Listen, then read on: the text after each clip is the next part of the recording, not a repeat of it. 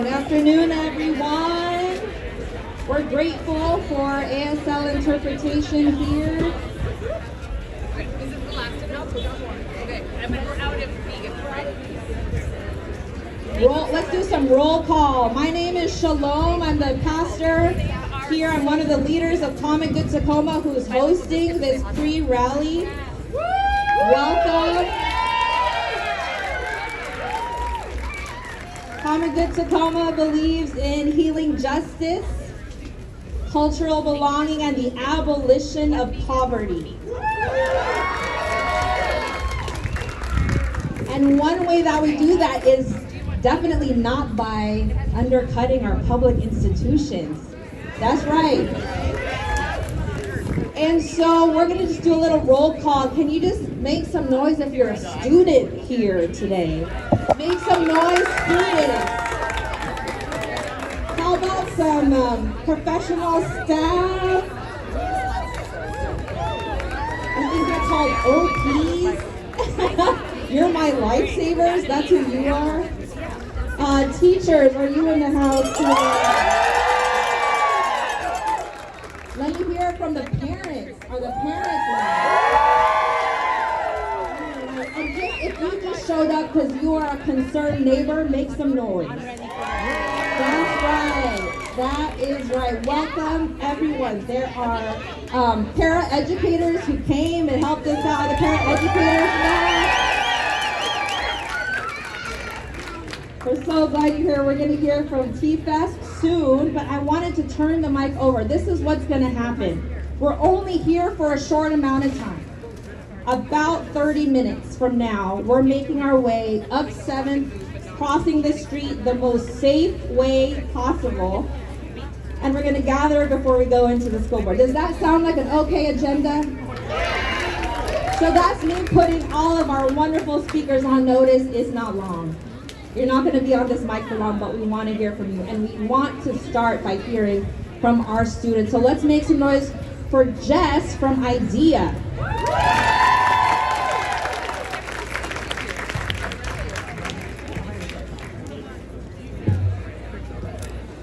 So Jess brought this petition to be signed to school today, and we thought it would be great if we just highlighted their why. Why did they take such action? Let's hear from them.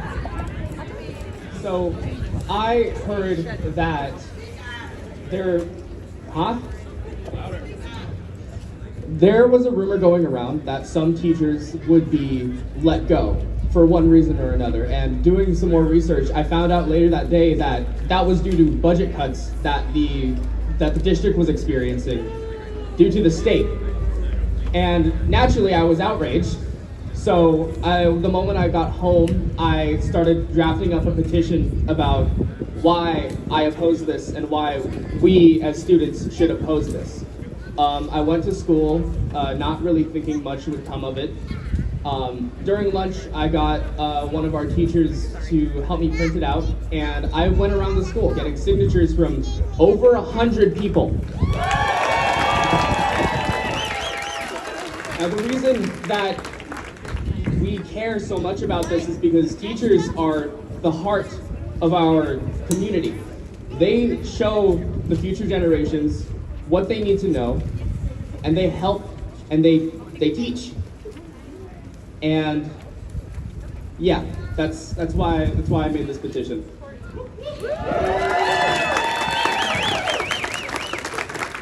Jess is a concerned person who is taking some action, and that's what we are all doing here tonight. Amen? Sorry, I'm from the church. Is that right? All right. Let's get Carrie up here to speak to us, the president of TFest. Welcome, Carrie. Thank you. Okay, so as any educator, currently or way back, I don't care if they retired 40 years ago, everybody knows that Tacoma has a reputation for being top heavy. They always have. And now, when their revenue doesn't keep up with their excess administrators, with their inflated salaries, Who's paying? We are. Our students are. We need to tell the district to find a way. Find a way to cut from the top. Look for other solutions.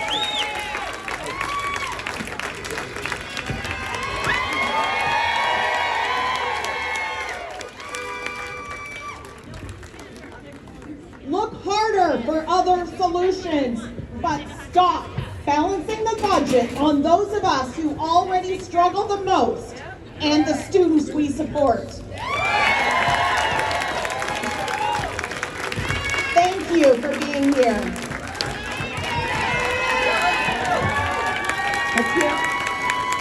Let's hear from, thank you, Perry, for setting us straight on what we are here to do today. Let's hear from Gwen.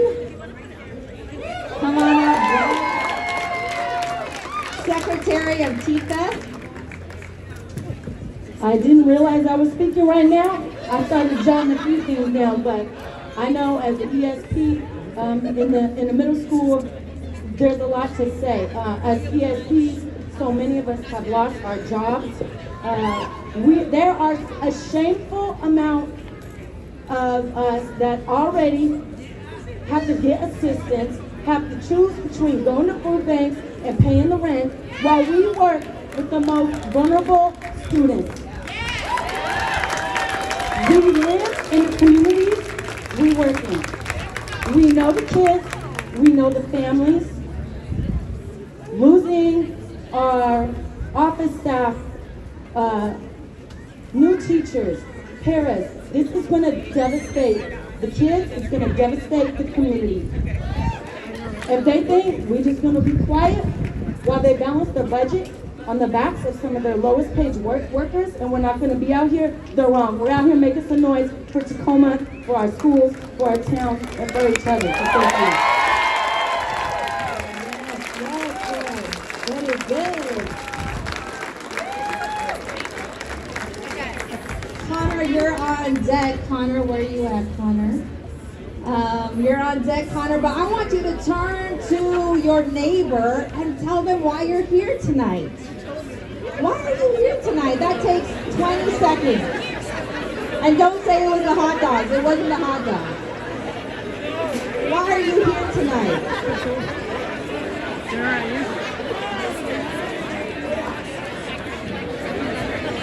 Okay, now let your neighbor talk. Now let your neighbor talk. Why did they come here tonight?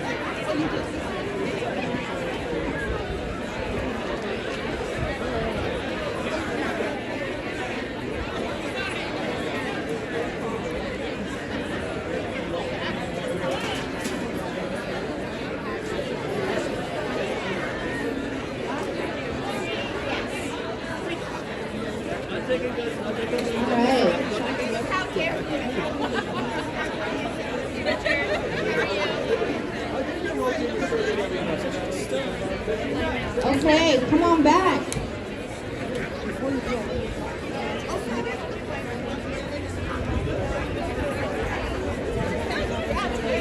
All right, come on back. Wave your hand in the air if their answer was similar to yours. Okay? Wave your hand in the air if you heard something new. Is there a new reason why you are out here tonight? Now that's in addition to the reason why you are out here tonight. We believe that in common good, if it's a successful action, it means we will have gotten something done. We will have built more power and we walk away knowing at least one more person. So that's our goal for the next 20 minutes here and before we make our way to CAD. We know that the unions represented here are only as good as they are in solidarity with other labor. Amen? Yeah.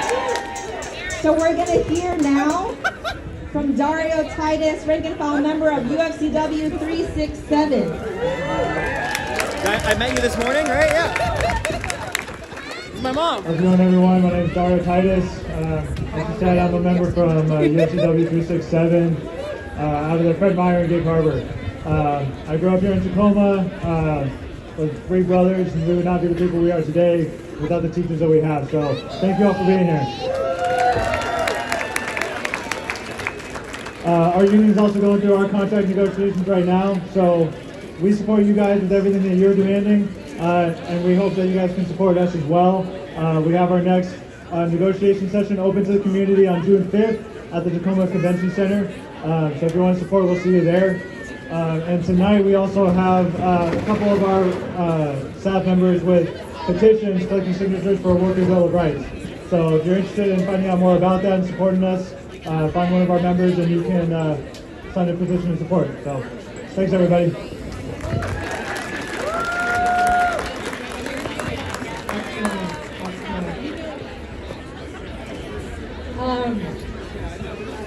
I just saw you all work today, so there are some more hot dogs here. Just FYI, if you can't see it from where you're standing, there's some more here.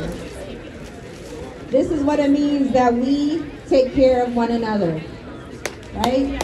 We make it happen. We know that you've worked long days. We know that you got up before 6 a.m. We know that you grabbed your loved ones and did a quick turnaround and came straight here.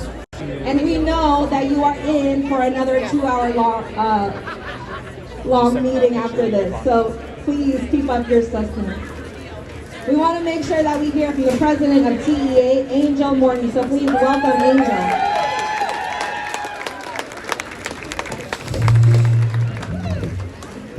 Hey, thank you guys for being here. I see a lot of old faces, and I don't mean old, I just mean people I've known for a while. Okay, some of you are old. I see a lot of new faces, and I see a lot of people I've worked with this year, and a lot of folks that are really suffering under the district is trying to solve their budget problem by impacting you guys, the people that work with the kids. The work with the kids is the work of the district, and they need to keep their hands off. We are not the ones that created this budget shortfall. The state created the problem, but the district knew the problem was coming, and they did not plan adequately. Instead, it feels like every day there's a new little bit of information that comes out, a new little plan that hasn't quite been figured out. So we're going to the school board tonight, and we're going to demand that they support our students, the kids of Tacoma. We have 3 asks of the school board. Ask number 1 is transparency. Work with us so that we can figure out how our students can best be supported. Take the time to get their plans fully planned so that people know what to expect. We want transparency. We want to know what's around the corner for us. Our second ask is for student safety. They need to rearrange their financial priorities so that the maximum staff can be in the schools where our kids are, where the work of the district is.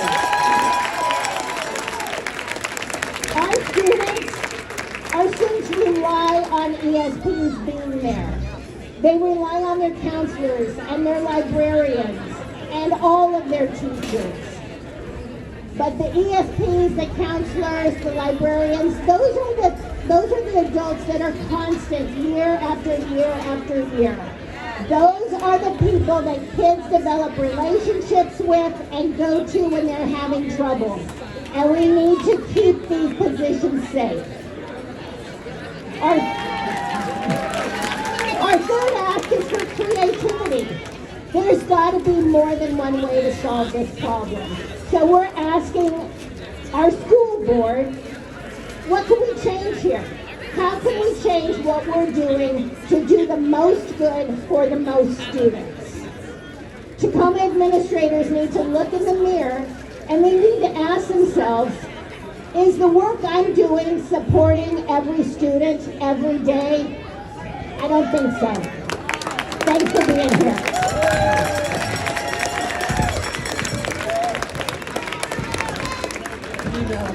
Angel. All right. The asks are clear. And if it's still unclear, there's some more material right here. This petition that makes it very clear for you, one-page handout, what you are asking for. Before I ask our chant leader up here, because we're getting ready to go, who's ready to go? Just want to say a few words. I need you to know that only about 70 people fit inside the room where the school board will be meeting. I think there's a little bit more than 70 people out here tonight. So they'll kind of be at the head of our delegation will be our chant leader, Jeremy. Say what's up, Jeremy. Proud teacher. And the few people who are going to be speaking will be right behind him and Jen.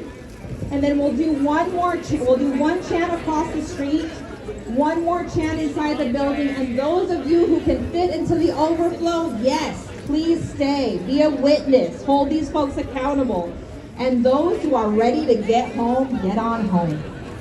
Because you have signed the petition and you will keep on watching. Amen? All right. Let's get Jeremy up here to lead us in some chants. We are only as strong as they hear us. Hey, quiet on down in the back. Come up here, we're gonna sing a song. I need your attention real quick, friends. First of all, where's my Reed folks at? Where's the Jenny Reeds at? Yeah, there they are. Second of all, I just got a message saying the school board meeting has changed its agenda. They were supposed to talk about the budget.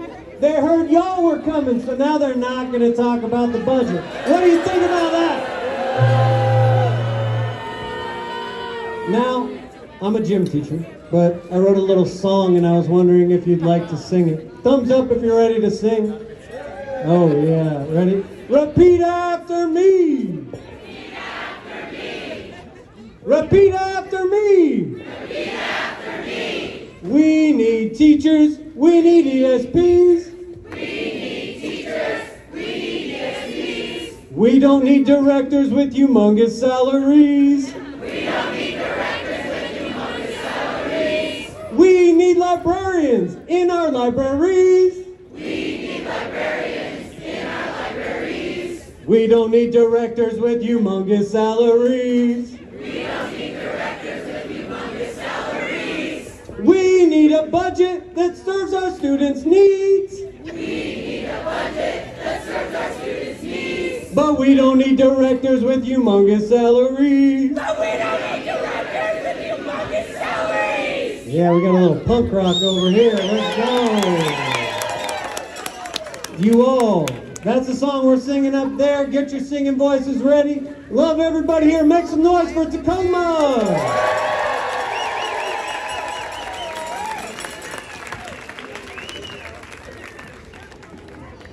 All right. Jen, do you have your speakers?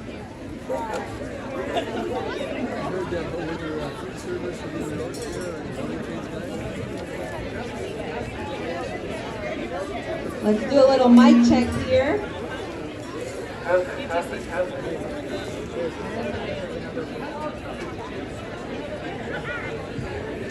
So dear neighbors, paraeducators, staff, parents, students, teachers, we are so glad you came out tonight. And we're going to be walking up this way on 7th. But I need you to know, tonight is the beginning of a longer fight. We have to be able to bring accountability because these are our kids. And these are our jobs.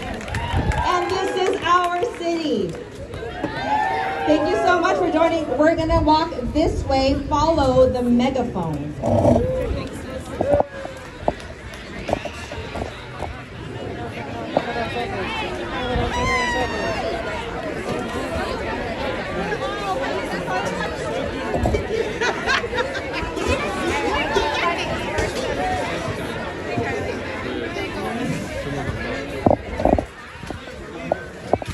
Let's go.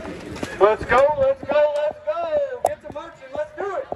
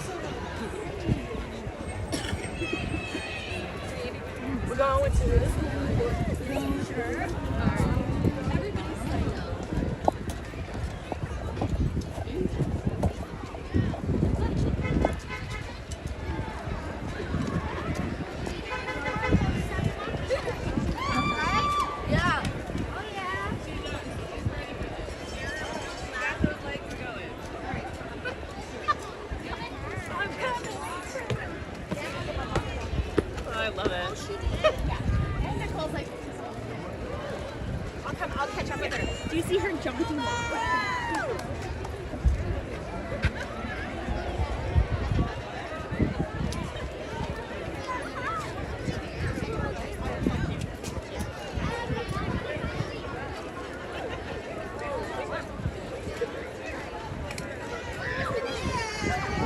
Oh, you can't just leave it.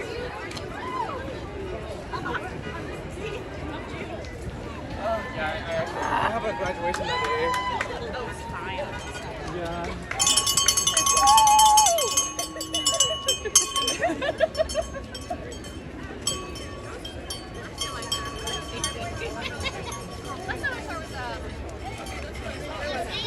Ready to make some food? Yeah. Sandy!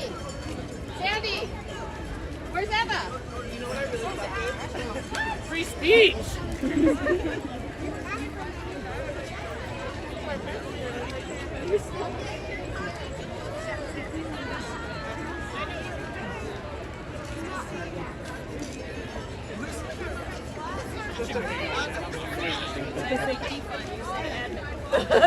Defund!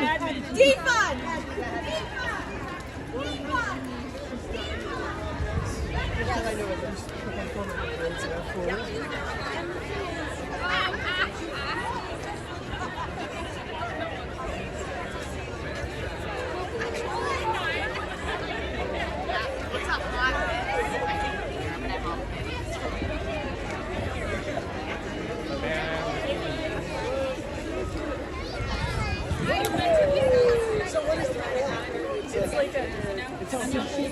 It's the only rally she went to. So she made this, like she made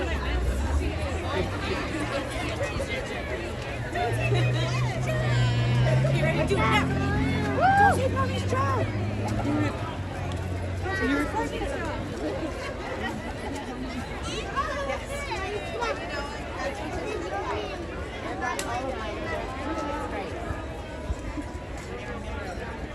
Yeah.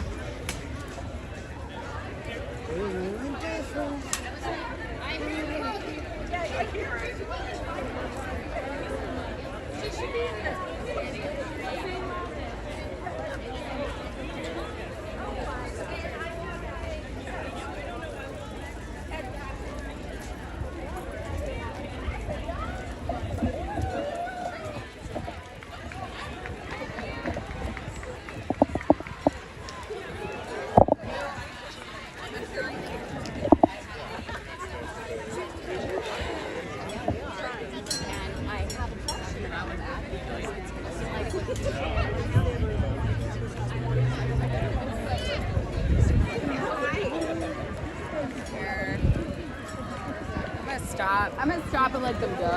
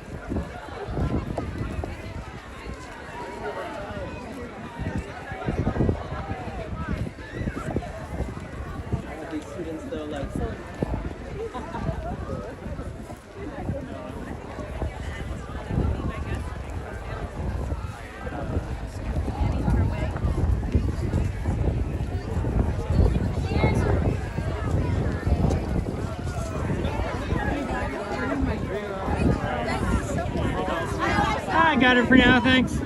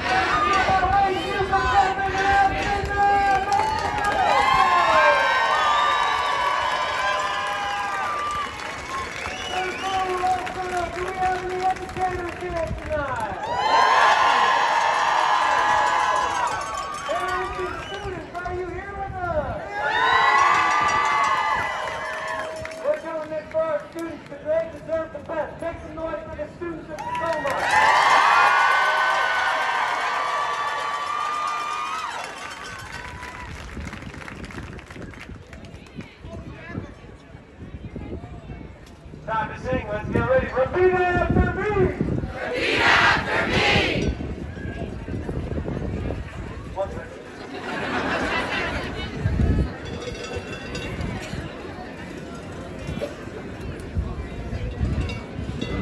We need teachers. We need ESPs.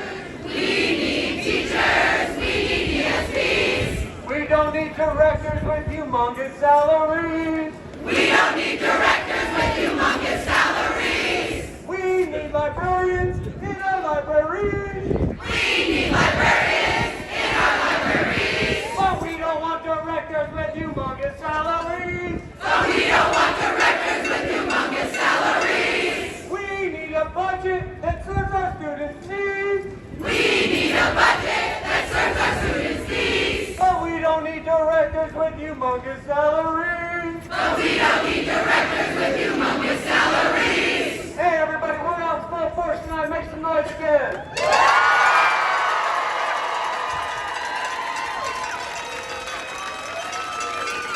This is union power. This is people power. This is folks showing up for a common good reason, and that's to serve our students. Who are we fighting for? Students! Who are we fighting for? Students! Who are we fighting for? Students! I got a question. Does anybody here make over $300,000 a year? Couple folks in there, Gerald? Let's go make some noise one last time, Tacoma. Let's go.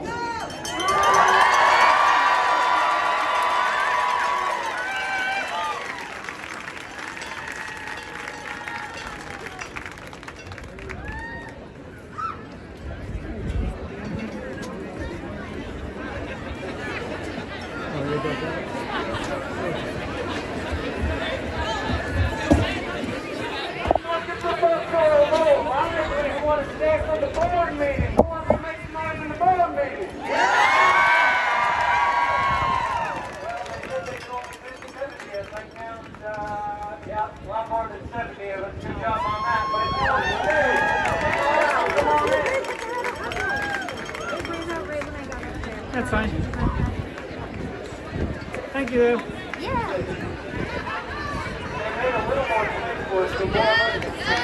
Everybody stick around for a little while longer. We're going to let everybody go in that room well before they go in. Give them some support because, again, we are here together as one. Make some noise, Tacoma.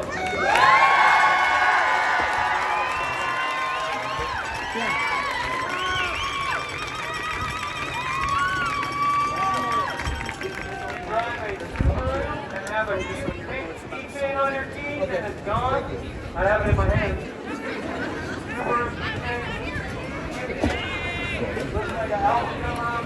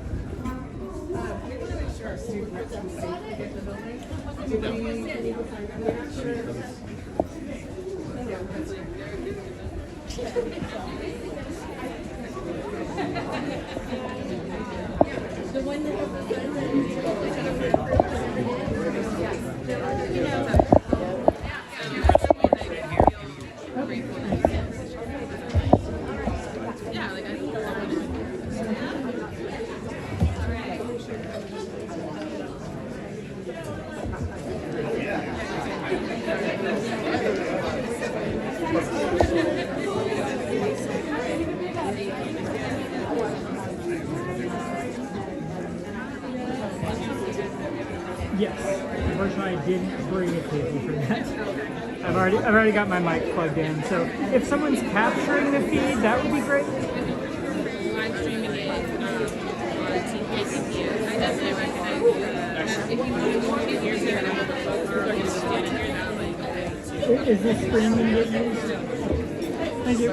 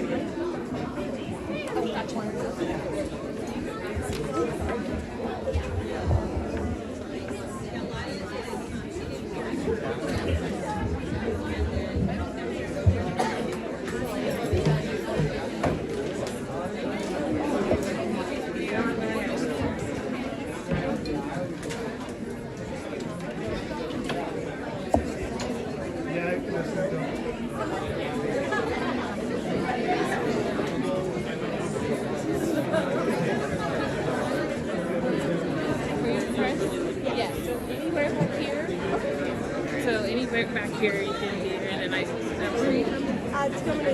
oh, hi, Tanisha Jumper. Nice to meet you. So yeah, anywhere back here, we'll move people from this section for you, but you're gonna get a minute. Sounds great. Thank you so much. If you need anything, did you receive the fax information? I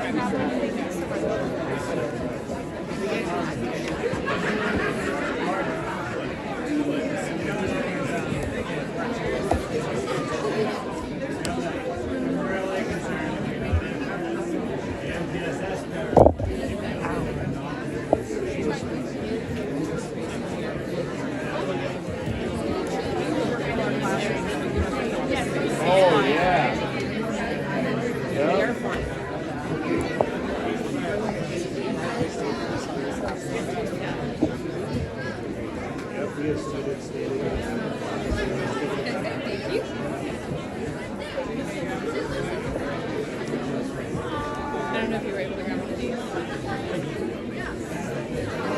I might go on the other side. Is that okay? Yeah. I'm not capturing anything important right now, so.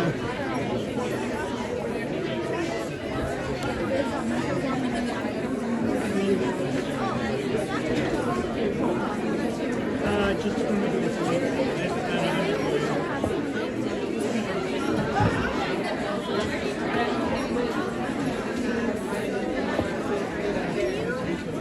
Do you have the ability to make an announcement that there's an overflow room across the hall with a live stream? Can you do that right now?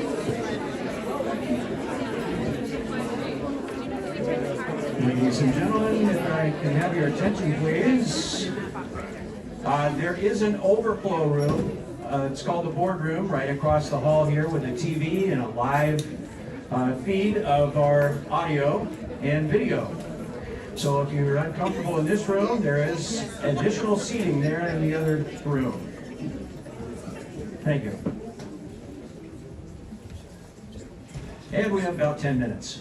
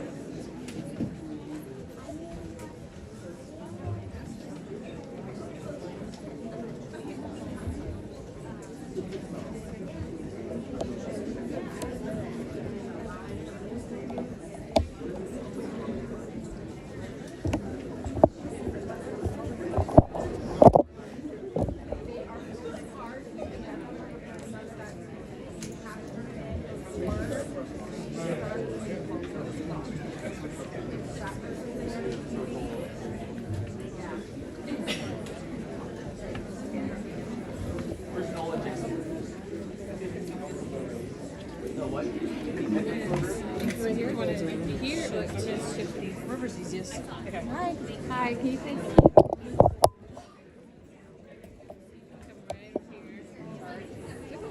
Thank you.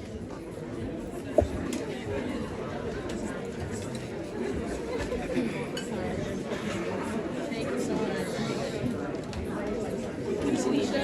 I'm Sammy. Nice to meet you. I feel like I've texted you so many times, but I've never actually been your meeting, so it's great to meet you. Thanks for having me. And part of this. I was like, okay, I know that we're shutting down.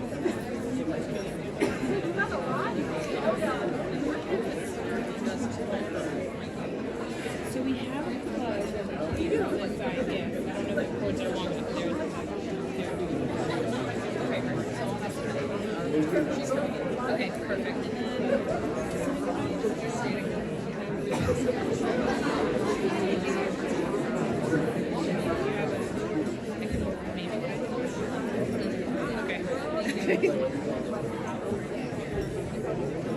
Feel free to set stuff down here. Set up.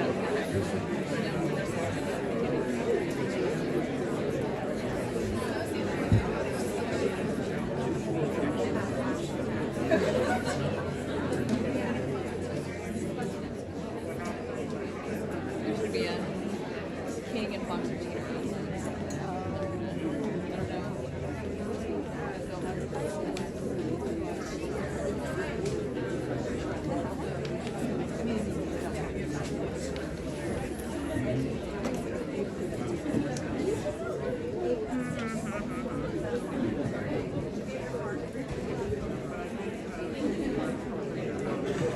Hey Kevin,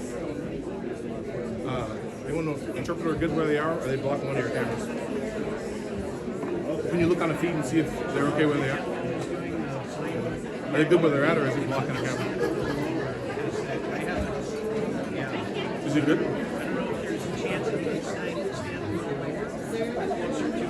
To the right?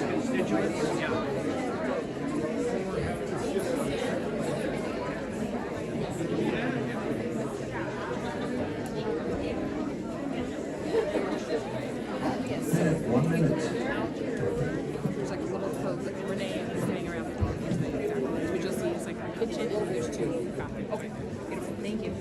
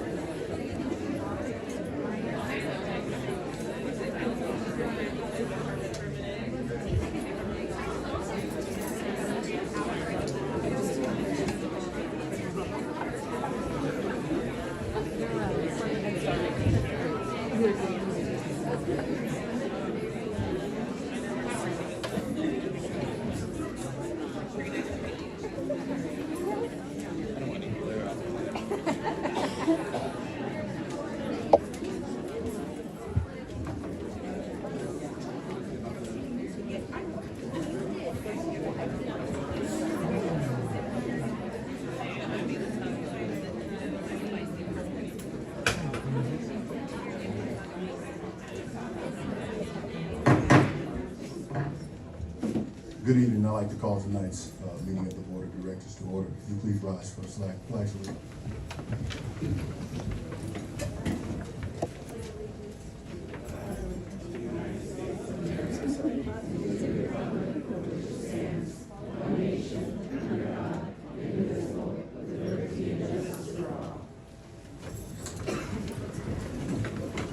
Before I read tonight's land acknowledgement, I do want to take a quick point of personal privilege. I want to thank y'all for being here this evening. It's clear to me that community cares deeply about our schools, our students, and our staff members. I'm asking that everyone please engage respectfully and to refrain from disrupting others while they're talking, making it hard for folks in the audience to hear the speaker. Also, please note that we have students and young people here with us tonight. Some may be here to speak, others might be here to listen. Let's please model good community dialogue. We'll work hard to make sure those who want to make comment have the opportunity to do so tonight. Okay? Here is our land acknowledgement. Tacoma Public Schools acknowledges that we are on the traditional, ancestral, and historical lands of the Puyallup Tribe of Indians. We honor with gratitude the land itself and the Puyallup Tribe. This acknowledgement serves as a first step in honoring our nearest tribal neighbors and partners who have inhabited this region since time immemorial, and to whom we give thanks for allowing us passage to their lands. We shall intentionally create inclusive and respectful partnerships that honor indigenous cultures, histories, identities, and socio-political realities. General Counsel Ben Rowe, would you please call the roll? Yes. President Schroeder? Here. Vice President Stelmer? Here. Director Brumby? Here. Director Keaton? Here. Director Leon? Here. We have a quorum. And we also have all three of our student reps here. So hello to Esther and Emily, and then hello to Ryan too. Welcome. Agenda item number 5. I move item number 5, the agenda. Second. It's been moved and seconded. Any questions, comments, or concerns about the agenda as presented? Hearing none, all those in favor say aye. Aye. Any opposed? Passes. Agenda item number 6, recognition of staff, students, and community. 6.1, recognition of the Shining Star Community Partner Award to Allen AME Church. Good evening, Board President Strozier, Board Superintendent Garcia, beloved community. My name is Amanda Scott Thomas. I'm the Director of the Community Partnership Office, and it is my pleasure to be here before you once again this month with the nominee for the May Shining Star Community Partner Award. As you all know, Tacoma Public Schools defines partnership as a cooperative relationship between students, families, schools, the school district, and the greater Tacoma community. Partners are committed to supporting student academic success and success of the whole child. Partners work with and invest in the education of our children and youth whose future, in turn, will affect the quality of life in the entire Tacoma community. When it comes to student success, Tacoma Public Schools recognizes that schools cannot do it alone, and in recognition of an investment of time, talent, and resources for TPS students, families, and staff, The Shining Star Community Partner Award signifies honor and thanks to a community partner who has made a difference by doing what's best for kids. Under your consideration, a wonderful partnership was created through the work of several Tacoma faith leaders in our community, focused on the Long Elementary School, their 5th grade boys, several years ago, when members of the community and from Allen AME Church congregation began to volunteer at the Long. Leo Bullock has been the point person of that group. The church started to volunteer and then provide other resources as needed. The church provides food bags to students every week. They they manage various programs to support students, even helping students with reading, writing, math, and art projects all year long. Principal Eric Kanoshi stated, Mr. Bullock and the Allen AME Church volunteers' impact on our school, and specifically with the kindergarten students he works with, has been noticeable from the very beginning and continues to have lasting results. We are so fortunate to have Leo and the other AME volunteers helping out the Dragon Den. Allen AME Church volunteers are truly Shining Star partners. And so for that purpose, we want to recognize them and thank them for their long-lasting volunteerism and contribution to DeLong and Tacoma Public Schools students and families. And they're here today to receive their community partner Shining Star Award for the month of May. Let's give them a hand.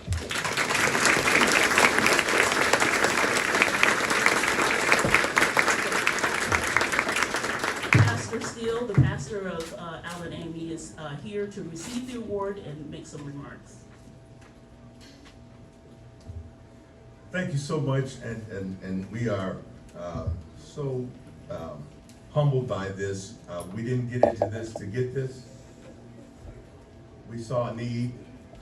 I thought I was just going there to read to kindergartners. I found out they wanted to read to me, and Mr. Bullock and all of the people from Allen, if you would stand up, all of these people, they make bags, they go into the schools, they tutor, they give their time.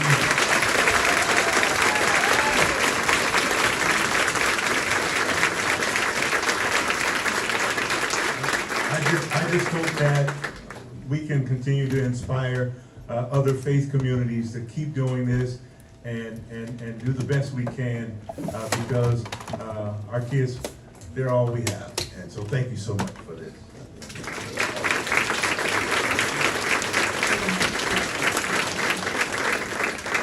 All right, at this time I'm going to ask for all of the members of Allen AME to come up to the dais and take a picture really quickly, please. Yep, just walk around.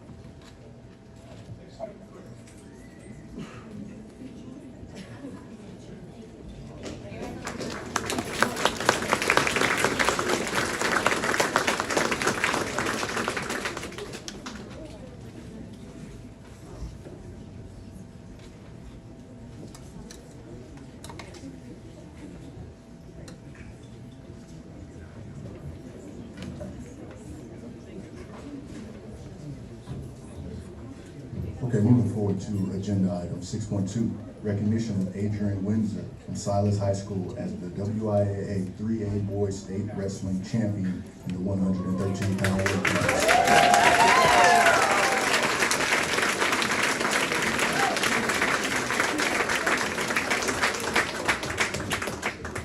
Good evening, President Strozier, members of the board, Superintendent Garcia. other members of the cabinet and guests, our community. I'm glad that you're all here to recognize Adrian. I'm Bernadette Ray. I am the crown principal of the Silas Rams, and I'm joined today by my teacher and head coach, Mr. Jake Ferris. My athletic director, Mr. Johnny Lee, is also in the audience, and Adrian's mother is also joining us as well. She's video recording. Adrian Windsor is a freshman wrestler at Silas High School.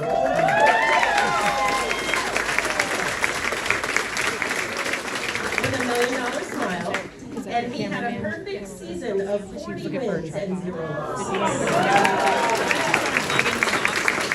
38 of these were wins by pin, and in the state championships after his first round bye, he went 5-0 with 3 of those victories via pin, and the other 2 matches were lopsided scores. Although wrestling is in the winter season and we're completing the spring season, Adrian travels quite a bit for his sport, so this is the first opportunity we've had to recognize him. So if you'll allow me just a few details about his season, especially the state tournament. Champion of round 2, Adrian Windsor, won 40-0 by pin over Everett's Jose Espiridion in 43 seconds. In round 3, he won 40-0 by pin over Cameron Grant of Everett in 36 seconds. In the quarterfinal, Adrian won 40-0 by a technical pin. I'm learning more about wrestling.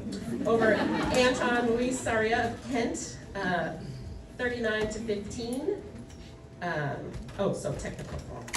23-3. Thank you. There's 2 scores in wrestling.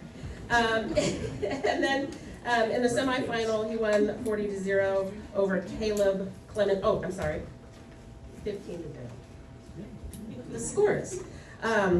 Over Caleb Clemens of Todd Beamer, and then won the championship over Abraham Noriega from Kennewick by pin in 1 minute and 11 seconds. Adrian obviously dominated in his first appearance at state as a freshman. All 3 of his pins were extremely fast, including his championship match. And in those matches where he didn't achieve a pin, he dominated with a collective score of 38-3. It's my pleasure to introduce Adrian Windsor.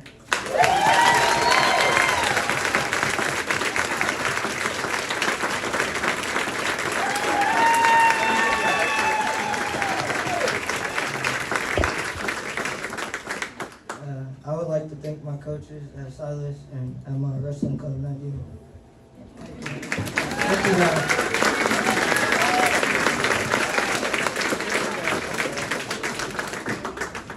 This is an agenda item. Let's go ahead and make it official. The Deputy Superintendent, on behalf of the Director of Athletics and Activities, recommends that the Board of Directors recognize Adrian Windsor, Silas High School, as the WIAA 3A Boys State Wrestling Champion in the 113 weight class.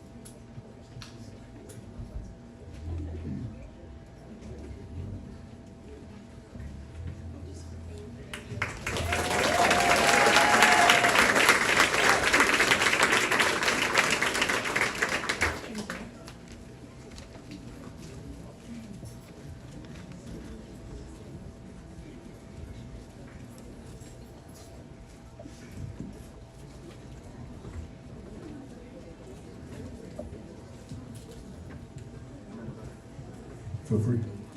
Something else, our wrestling champion is also an academic All-American. It's important to applaud that.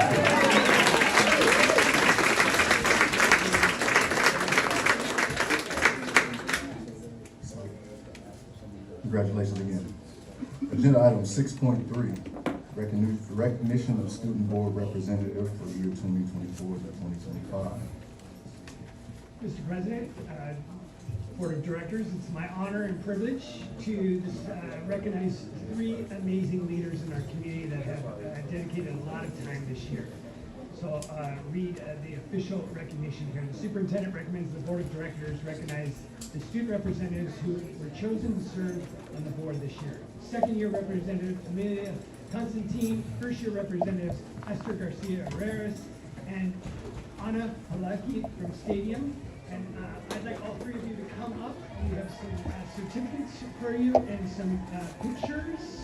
And as you know, Board of Directors together. This crowd is cheering along the way as well. These young ladies have dedicated their time on Thursday nights all throughout the year. They represent not only their schools, but schools across the district. They bring their valuable student voice. They bring issues to the table. They offer you policy perspectives. And we're so grateful for your time. We're hoping that some will continue to think about service in the future. We look forward to learning about what you do next. I know that you have big plans, but most importantly, I hope all the crowd will give us a big round of applause for our student representatives.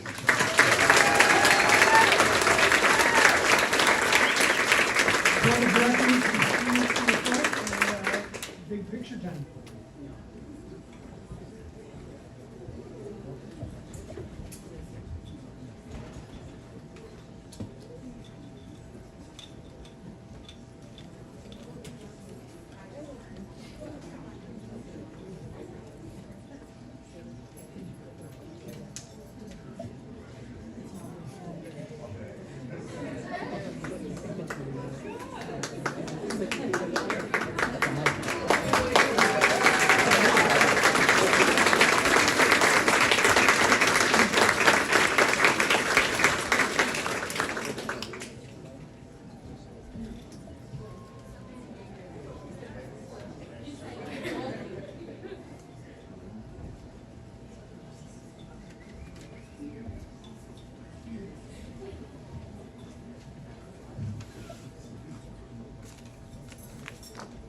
The funny thing is the next portion of our agenda is student representative report to the board. But if we stay in this space a little bit, I'm gonna open it up just in case you guys have something that you would like to say about your experience or any advice you want to give some folks who want to maybe consider this.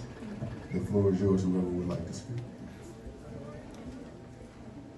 Hi, I'm Amelia.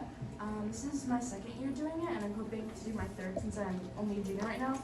But for anyone, I really recommend doing this because I found like a really supportive group of people and like people who are always here to like watch me grow, and it's really important to like know how things in the district actually happen, which I feel like I wasn't really used to, but now it's like been very insightful, and it's just been like a really great opportunity to like help me grow. So I recommend it a lot. It was a really, really good experience.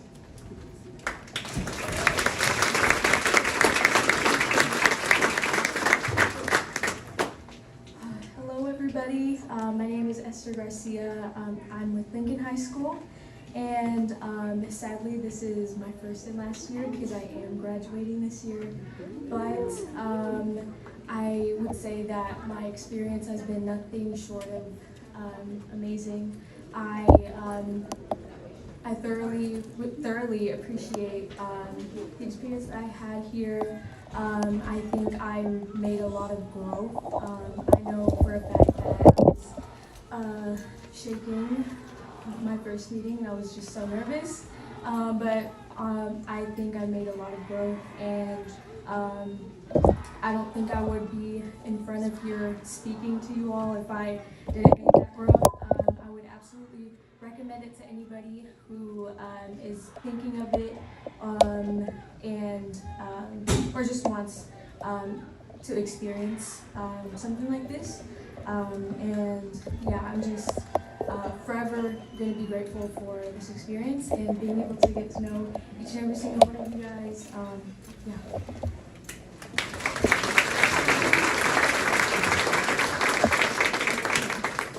Hi, I'm Anna Palaki, and I'm a senior at Stadium High School. This is my first year and my last year.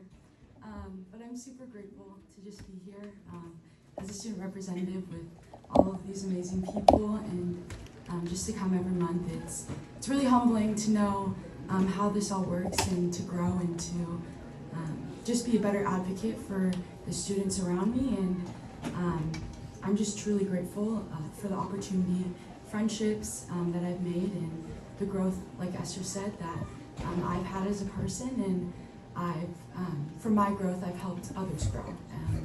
And I hope that I can continue doing that from this, that I've had this year, and so I'm really thankful. Thank you.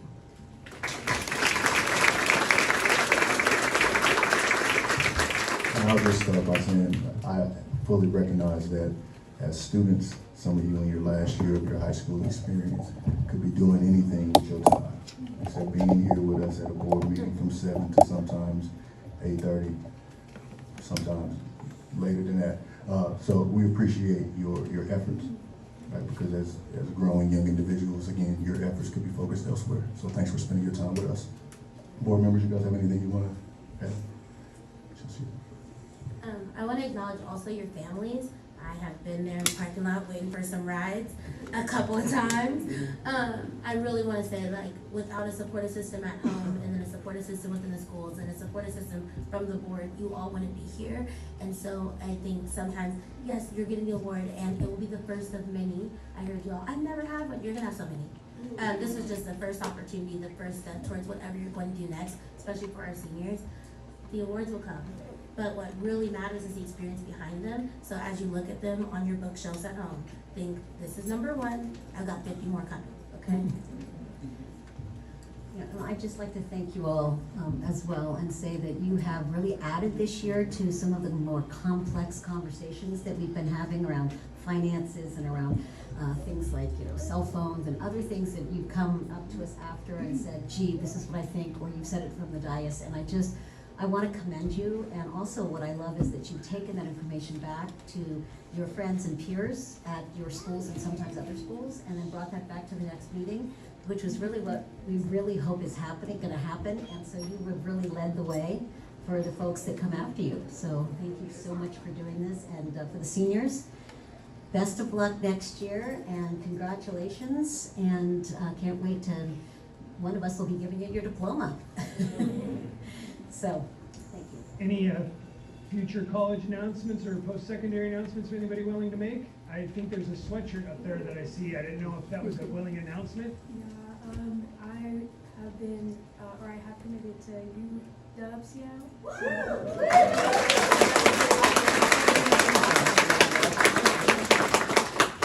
I'm going to Brigham Young University in Idaho. Wow. Congratulations to both of you. Just, I think more of just an appreciation of the hard work you've done without really understanding all members of our education community, most importantly the students. This is why we're out here. We wouldn't be able to do as good work as we've done. So, and we want to continue to improve on that. So we need your voice and all the students out there to contribute whenever possible. And thank you for doing this and understanding more about the organization and taking it forward. There's not a lot that hasn't already been said. Having you all up here is, having our student reps is one of my favorite things, because it helps us stay connected to the work that we have to do up here and outside of these meetings. So your time, like President Schroeder said, like, as teenagers, y'all could do anything else.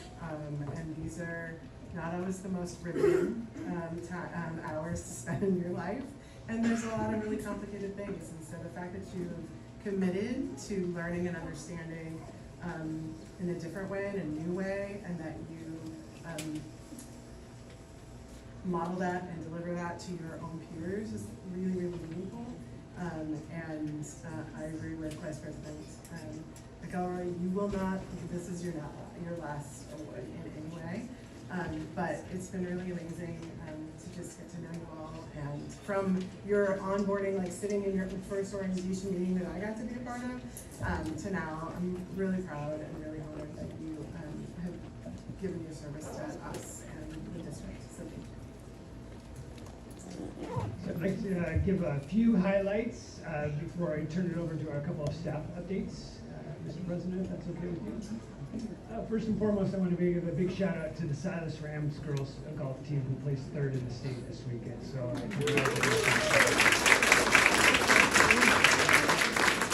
as many of you know, we're in championship weeks. Good luck to the Silas soccer team. This Friday, I believe they play. So we'll be wishing you well.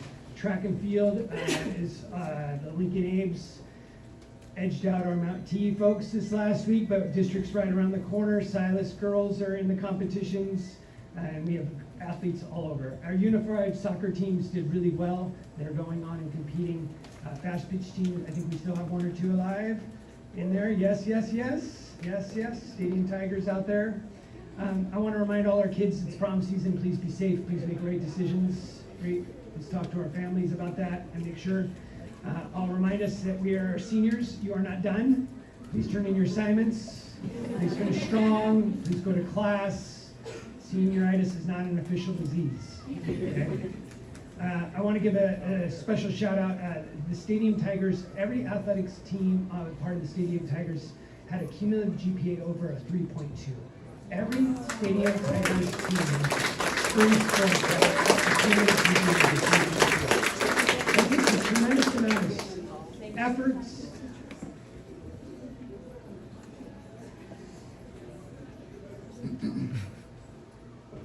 It takes a tremendous amount of effort by staff, families, kids, and so I want to thank the entire Stadium Tiger community. It is a true effort by all, so congratulations to them all. Before we move forward, I'm going to say this one time and one time only. While folks are speaking, please refrain from backing in comments from the gallery, please. That is an official warning. If I have to bring it up again, I will have to have you removed from this space. Okay? Please. Thank you. Now, Superintendent, real quick, we did jump. We got official student reports. Oh, I'm so sorry. I will apologize. But I want you to finish yours, and then we'll go back here. My last is congratulations is to Miss Lynn Eisenhower, who had her last performance this past weekend. So I just want to congratulate Lynn on an amazing career. So solid.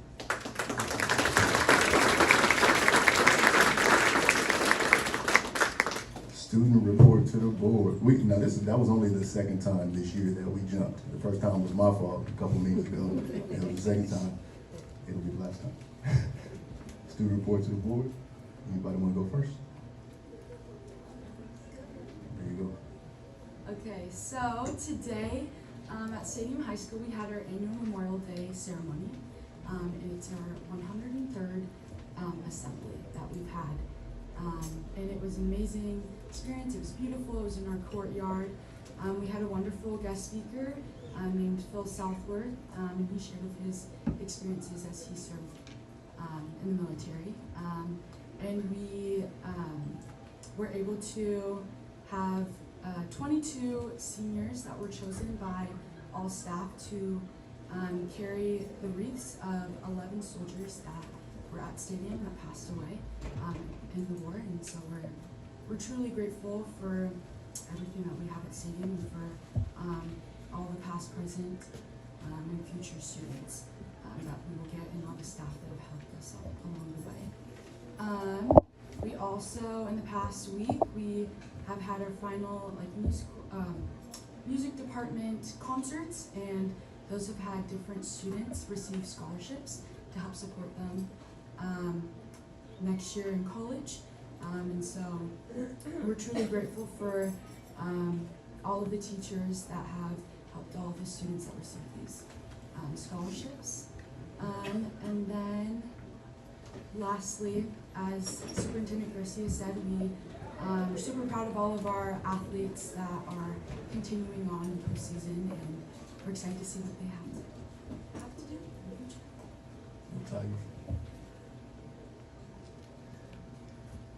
I couldn't find my pen, so I'm kind of saying this from my head, so if I mess up.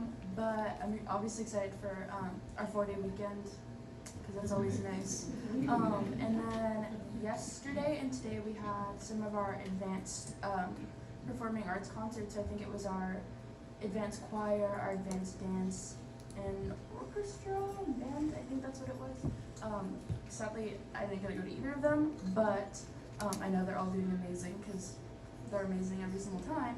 And then we also yesterday had our showcase. It was our last one before our senior showcase 2 weeks from now.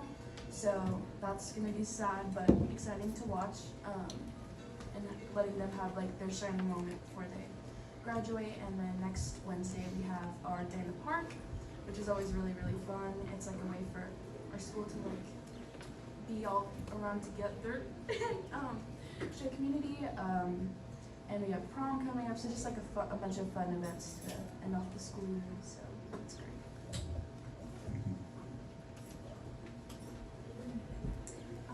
So at Lincoln, so we have our multicultural assembly coming up next week, Friday, and we've been doing some preparation for that, and it's really cool to walk around the halls after school because ASB students are never done until past the bell. So like I've been, walking around after school and seeing all of our cultural clubs practicing, and it's really exciting to see everyone participating, and I'm looking forward to our assembly. And tonight is actually our band and drumline concert. Best drumline is called, just gonna put it out there. And I'm very, I'm just very proud of a lot of the work that our students are like putting into, and if you ever do get a chance, please go and attend one of them, because it's really cool to see like all of the passion that like kids in our community put into music, and I think it's really beautiful, as well as our orchestra and choir concerts, which happened this Tuesday. So yeah, I think I'm just very proud of our students in the music department, and I think a couple of our students, I'm not sure the exact amount, but I know for sure that a couple of our students, so in our science department, we've been, or a couple of our students have been working on some STEAM justice projects. So basically STEAM is science, technology, engineering, art, and math. And these projects are like basically like passion projects, and they're going to be presented at I believe it's like a symposium at Fred Hutchinson. So that's their cancer research institution, and I think that I was actually able to be a part of like a little gallery walk and watch some of the presentations today, and I'm just really blown away and amazed at just the incredible amount of passion that I see in our students, and I just know that a lot of change is gonna come, and I would love to give a special shout out to one of my best friends, Cadence Pugh.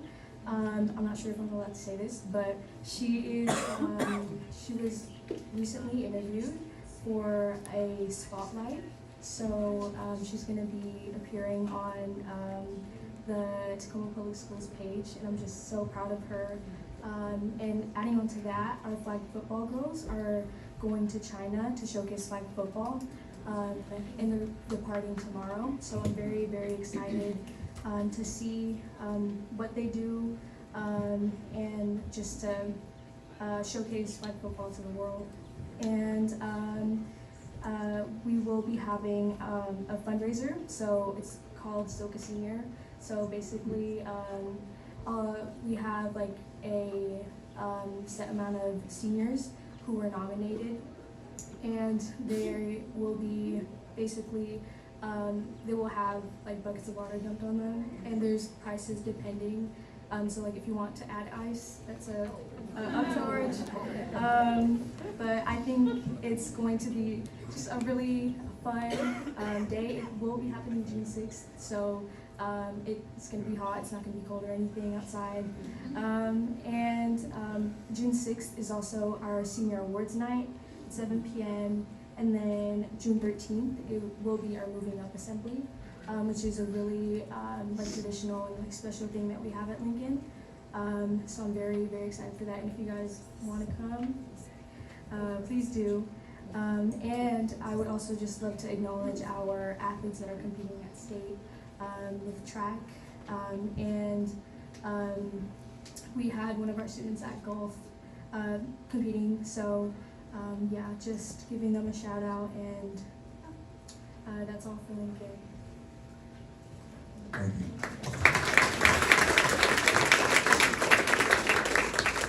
Superintendent Garcia, I'll pass it back to you. Do you have anything else to say? I have already gone out of order, and I apologize. It may not be the last mistake I make tonight. Agenda item number 8, staff report to the board. Agenda item 8.1 is Head Start Year in Review. Tonight, I believe we have Ms. Michelle Raul-Lewis going to join us, and tonight is our annual Head Start in Review update.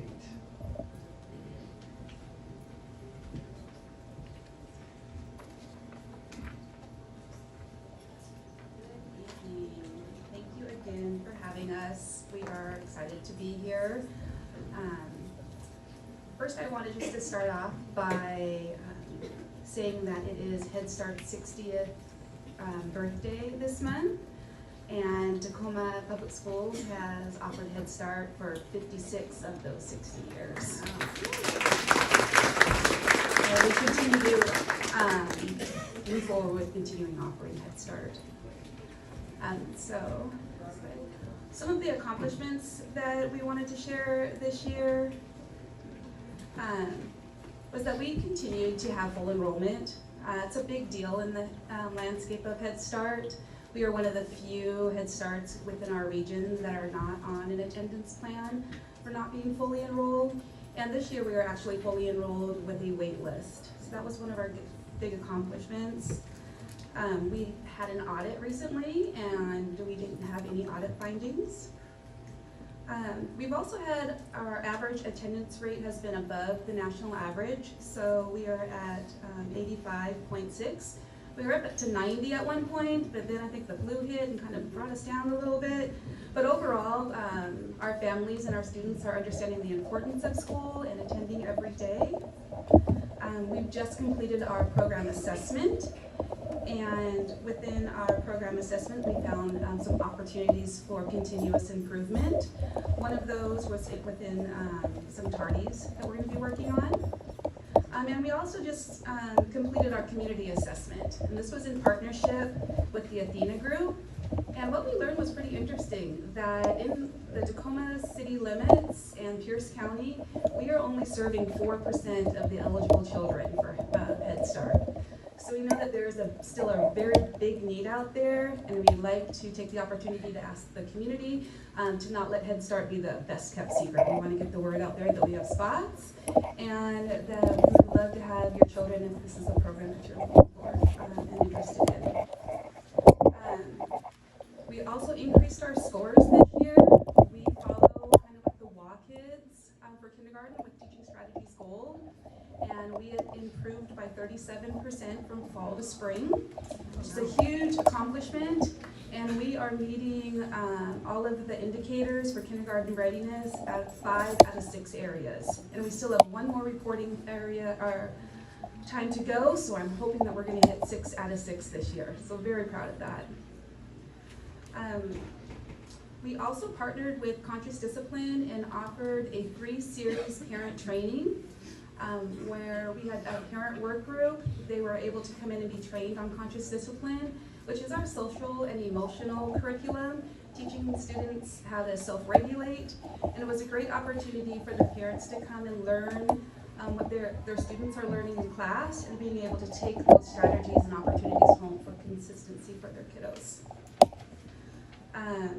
The Office of Head Start is continuing to authorize SNAP for placement for Head Start, so that was a big accomplishment to be able to provide more opportunities for families that are qualifying for that service. Our next steps. Well, we just submitted our continuation grant today, so I'm very happy to have that done. We are going to continue to reach out to the community to ensure that we have full enrollment. We want to maintain or increase our attendance rates. We had adjusted our staffing model, which was a great opportunity for us to keep all of our classrooms open, keep all of our staff intact, and be able to reduce caseloads for some of our staff, and be able to have that whole family approach to our programming, where one team worked with one classroom of families, where in previous years, they were split between 2 classrooms. And we have seen some great gains in that and being able to make those connections with our families. Again, our key findings around our self-assessment, some tardies, and within our class scores, that is where we have monitors come out and see how we are doing in the classroom. So it's an unbiased opinion of what we can improve on and what we're doing well. We had great feedback. We are above the national average in class, which is great. But when our staff reviewed it, some of the things that they were really wanting to see was more individualized training that met their specific needs to increase their scores. So moving forward, we are going to be working on developing a platform that will provide individualized training and supports for the teaching staff. And then finally, we are really looking at opening and broadening our mental health supports with our partnership with Greater Lakes. Currently, our Greater Lakes support is available to our students and our staff. We want to broaden that to the entire family. So being able to have those supports wrap the family around to be able to have some good outcomes for the family. That was one of the requests. And sorry, one more thing is that our policy council has really been pushing and pushing for us to align with K-5 in transportation. And thankfully, we were able to do that in the next coming year. We are able to provide transportation to all students that are qualifying following the K-5 guidelines. I am going to skip ahead one, just so that I want to acknowledge all of our policy council representatives that donated their time, efforts, energy to support our continuous improvement of our Head Start. There is a representative from every school, so 20 representatives of parents that make up our policy council. And their role is to look at our policies, make recommendations to our programming, and their voice is one of the loudest voices. When they make a recommendation, we bring it forth to the board for approval. And again, that transportation recommendation made it for approval. And then I'm not quite sure how to go back a screen, but I probably messed it up. But I now want to take that opportunity to welcome up Yvette. Yvette is a preschool teacher at Blix Elementary and for our Head Start program, and she is also a past parent. So she wanted to come up and just kind of talk to you guys about her journey through the program.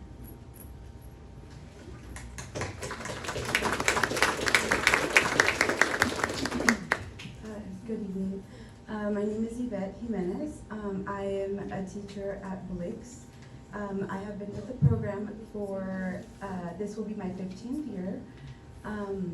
I worked 6 years as an assistant, and the rest I've been a teacher. My journey with Head Start started with my son. He attended Head Start probably about 19 years ago. And this experience of him going into Head Start flipped our lives around. Because of Head Start, our life really changed. He attended Head Start when he was 3 years old, and I started volunteering as in the classroom just to spend more time with him, but this really like sparked, I'm sorry. You're doing great. it made me realize that my passion was working with kids, and the teachers were very supportive with this. They led me through the things that I needed to do to become a teacher and make my dream come true. They guided me through going back to school, and the Head Start program helped pay for my college. During my time of volunteering, I learned that I didn't just enjoy working with kids, but it was my passion. And I still enjoy it to this day. I am forever eternally grateful with the Head Start program because it didn't just change my life. It really made me believe that there's other things out there that I didn't know of. I never saw myself as a professional or working with kids or having a career as a teacher. But because of Head Start, I found my passion and my way. Head Start doesn't just prepare kids for kindergarten, it lays the groundwork. And I, as a parent, can say that for my son, it really changed his life. He is graduating this quarter from UW Seattle. He's in the pre-med program. He will apply for med school, hopefully in the following year.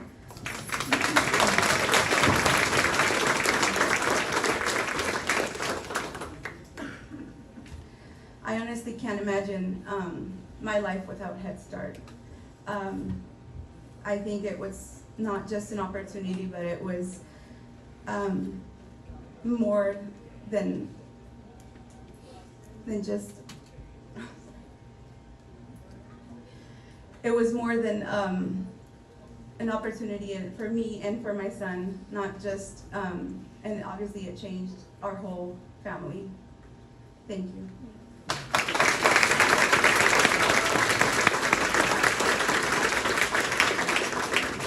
Thank you. Do you have any questions for me for Head Start this evening? Thank you for the presentation, and also thank you so much for sharing your experience, one as a teacher and also as a parent. It's really meaningful, and I know that we always get excited about any Head Start presentation and update, and so just really grateful to hear from those that are a part of the program. I had a question and then kind of a ponder that I don't expect you to have an answer to. But back to the audits, could you remind or just share with those that may not be aware, how often is the program audited? So through the Office of Head Start, the program is audited at a minimum 2 times per grant cycle, so twice within a 5-year. This current audit that we went through was the state audit, and it was a financial audit to ensure that we are spending our program funds appropriately. So we go through a state and federal annual audit. President and Vice President sat with me this week, and we have not gotten the final audits where we got the preliminary reports. And the state audits both our state and federal programs. And we got clean audits, and Head Start was a complete program review from the financials. Clean state and federal programs. Special education programming, Head Start, and one other categorical program, as well as our complete budget. And the one finding is that we it wasn't a finding, but a concern was that they recognized was that state and federal dollars are decreasing, and that we have to have a better plan. That was what we need to address. So thank you. Thank you. And I think the other thing that is on my mind when you were talking about families or students who are eligible through SNAP, and given the bill and cuts to Medicaid that were just passed in the middle of the night last night, and also the uncertainty of whether or not the Department of Education is going to, how they're going to fund on July 1st, what they're going to fund for Head Start. It just gives me a lot of anxiousness to think about the landscape that we're facing, and also with Medicaid and Medicare cuts, like who will also be eliminated from eligibility. in Head Start, and what will those impacts be? So it's not that I expect you, Michelle, in any way to have an answer to that. I have a little bit of an answer for you. Okay. So what I can say is in, they call it the skinny budget, that Head Start was flat funded, which is actually a loss, but that is still keeping us fully funded moving into the next year, which is great news. And then we know that there's going to be impacts of families that are going to be qualifying for SNAP and for our AppleCare, that's also a qualifier. However, to be able to change that and remove that as an eligibility within the Head Start program is an act of Congress, and it has to go through reviews and public comment and public record, so that can take a couple of years. So we're hoping not to see too many changes to the families that we're serving, but we know that they're going to be impacted by it. So one of the things that's important to note is, so why Clapper and Michelle said we submit our application, we understand the vulnerability of federal dollars right now. And so we really pushed hard to submit because of the vulnerability of that grant and wanting to get it in. And so I appreciate that the federal is a flat, but that is not flat for us. So for example, the state has an IPD, and as that is passed forward, and it is a state mandate that we pass it forward, and it is the right thing to do. So even if a district employee is not funded in that program, we will pass that on to that district employee. That is not covered in that budget. That means it's passed on to the Tacoma Public Schools to carry that.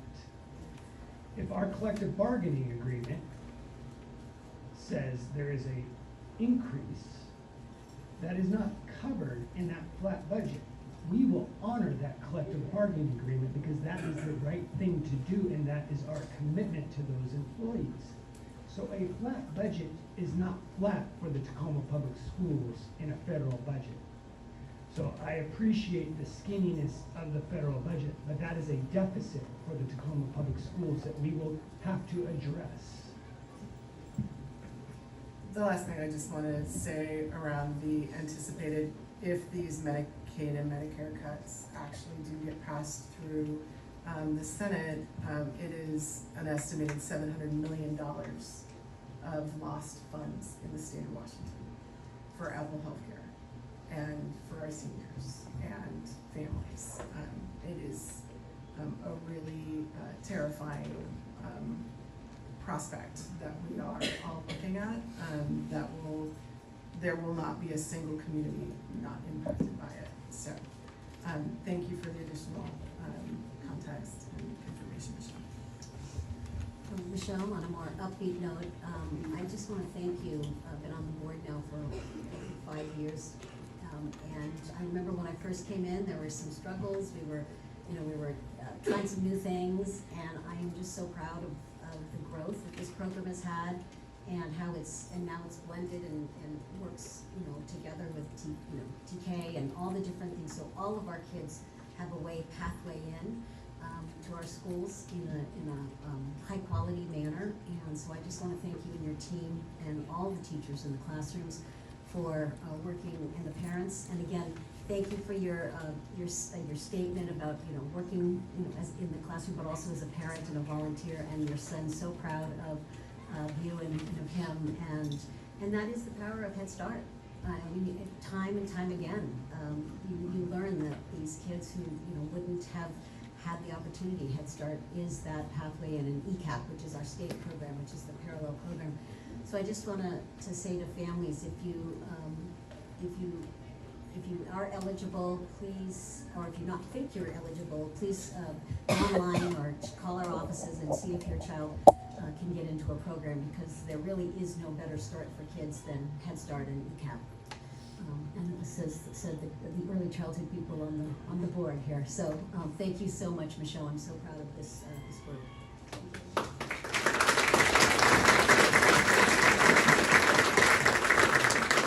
I encourage families. Michelle has been a leader in helping us look at the criteria and opening up those criteria. So as funding sources continue to flow, as we have leaders that continue to say, well, what about this opportunity to allow more accessibility in the criteria? And so if you have a question whether or not your child qualifies, please reach out to us. And so as early learning programs continue to transition, we will continue to look at creative ways to offer different opportunities. And with that said, I'd also like to thank Vice President McElroy for your leadership on the Head Start. We appreciate you in that space and that expertise that you also provide. Michelle, I love giving comments, but tonight is going to be a long night. I want to thank you, Beth, for your testimony, your statement. Thank you for teaching our district. Thank you for the work you're doing with our youngest learners. ECAP teacher, Head Start teacher, I see you. And the lights can be blinding. You did amazing. Thank you for your testimony tonight. Thank you.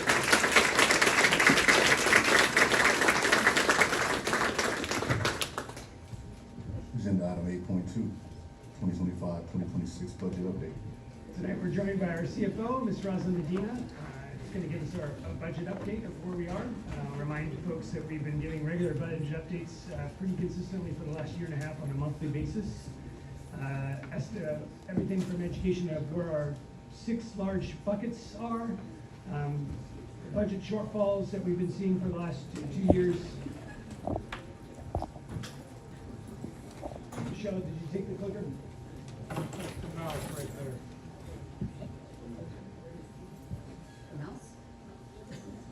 Michelle, do you have the clicker? No. Sorry. It wasn't a clicker, it was just the mouse. Just the mouse. Please, yep. She said just the mouse. Just the mouse. Yep. So tonight we're going to give you the latest update, and then I'll make some comments at the very end as well. Thank you. Great, thank you very much. I appreciate it. I'm happy to see all of you here. I don't often get this many people to talk about the budget too, so I'm thankful for that. Very appreciative. I would like to lay a foundational understanding of where we're at financially and where we're heading into this next year. I think that it's important for everybody to understand some of these components, and we don't often have a chance to share those things with you. And as Josh indicated, Dr. Garcia indicated, all of this information is available. We've been talking about this for a good 18 months. Everything is out on our website. There'll be a QR code at the end. There's some budget worksheets in the back with a QR code as well.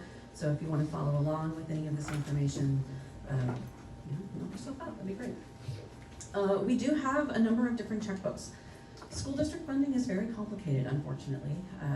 It comes with a lot of boxes around it, and those boxes come starting with checkbooks. We have 6 different checkbooks for the organization.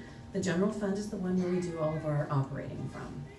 This is where we pay for salaries and benefits. This is where we buy all of our supplies. This is everything that's happening in a classroom or to support a classroom. The other funds that we have listed here, I don't want to bore you with too many of the details. I'll be quick with them. Debt service pays for the principal and interest on the bonds that we have outstanding. The Associated Student Body is student-led funds. The transportation vehicle fund is for buying yellow buses. The trust fund is money we hold for scholarships and things like that, for donations that people have given. And then the capital and technology levy are things that are voted on by our voters.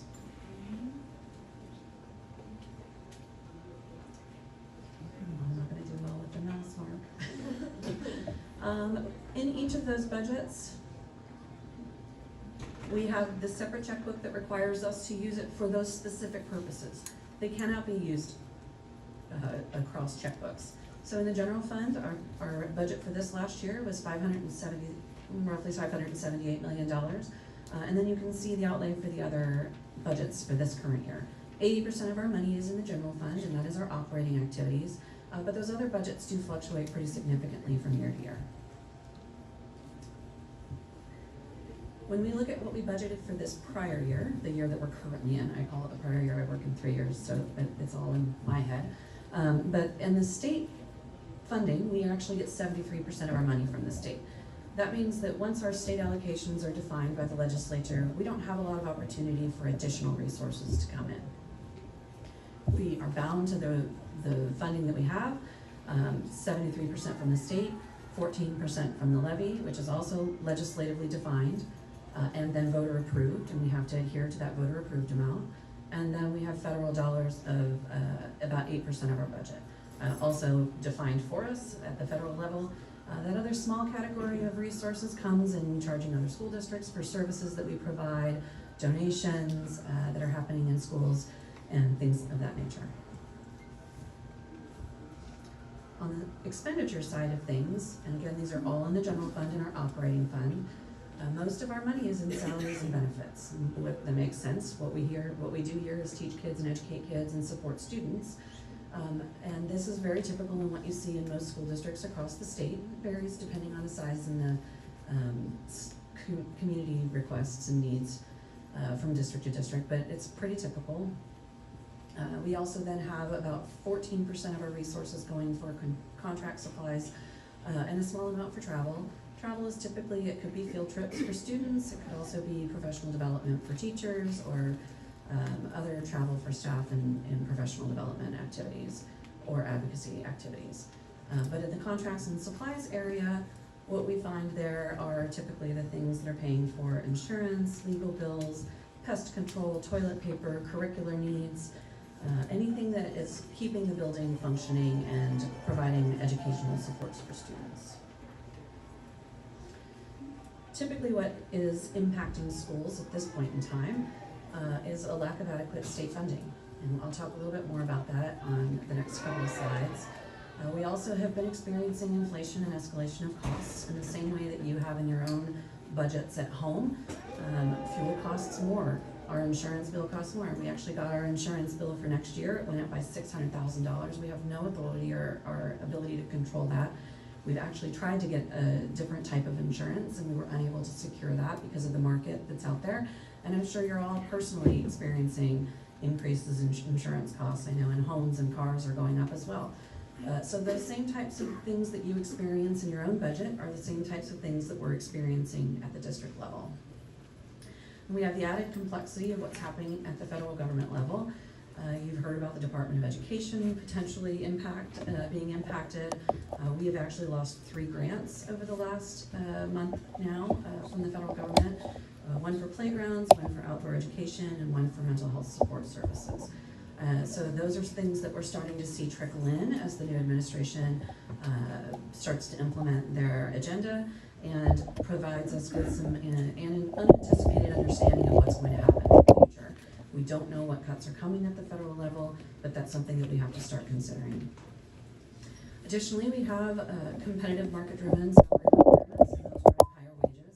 Each year, the state provides the implicit price deflator. That is a state-defined, it's actually a national indicator, but the state says that's the indicator that we're going to use for a cost of living adjustment for staff, and that is applied universally. It's not a question of whether we want to apply it or not. The state says you will apply it to all staff. We apply it to all staff. Additionally, people move up on the salary schedule. They go from longevity and experience, they go from step 1 to step 2 to step 3. And the progression of the salary schedule is defined by their collective bargaining agreement.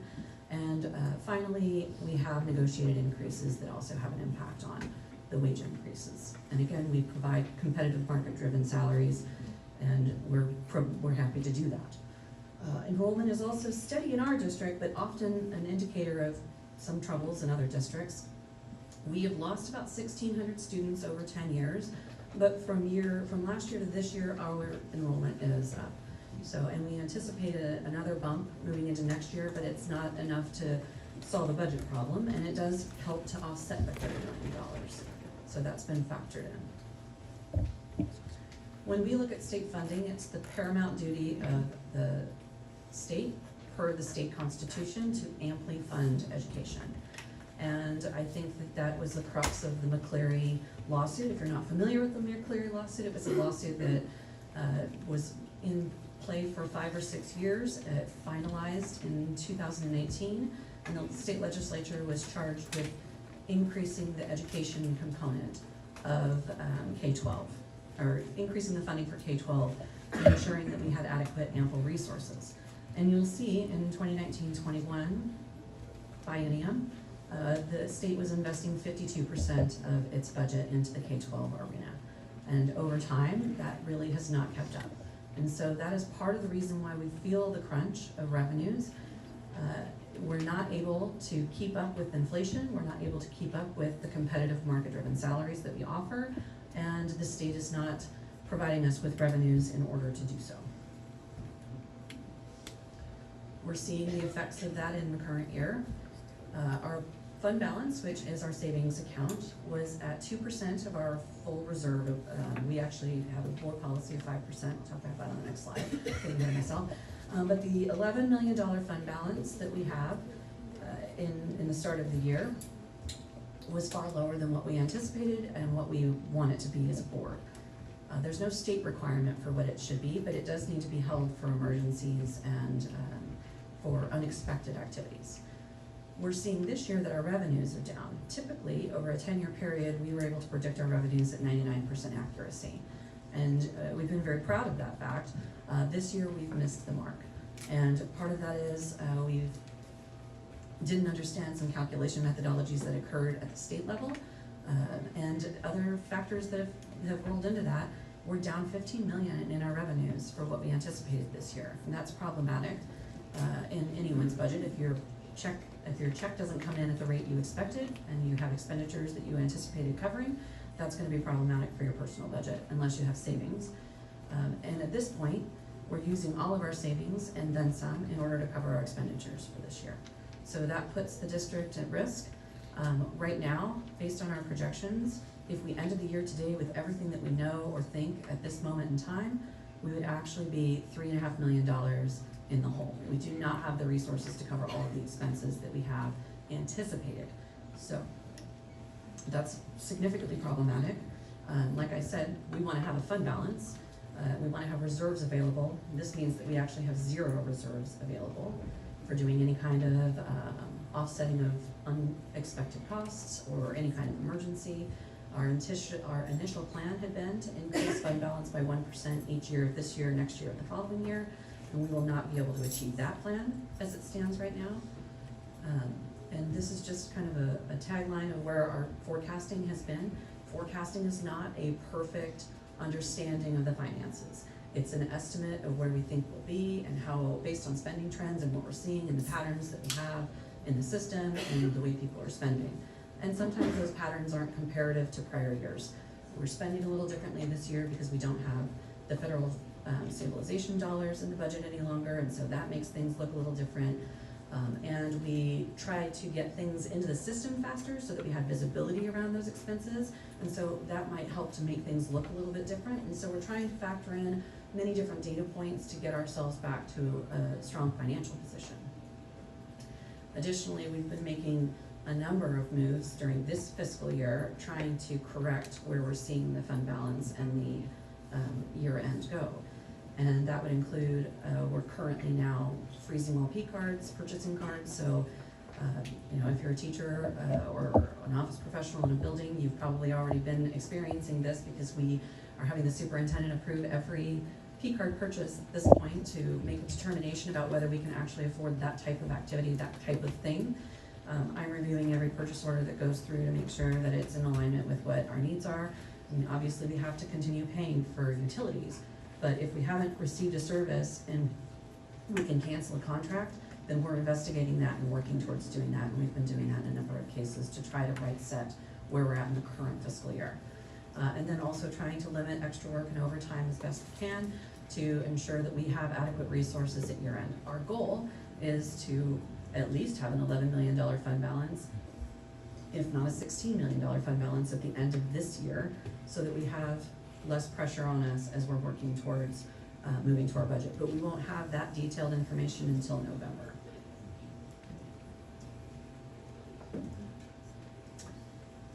If we do end the year in November, our fiscal year closes August 31st, but the books are required to be submitted in October, so we'll know in the late October, early November timeframe.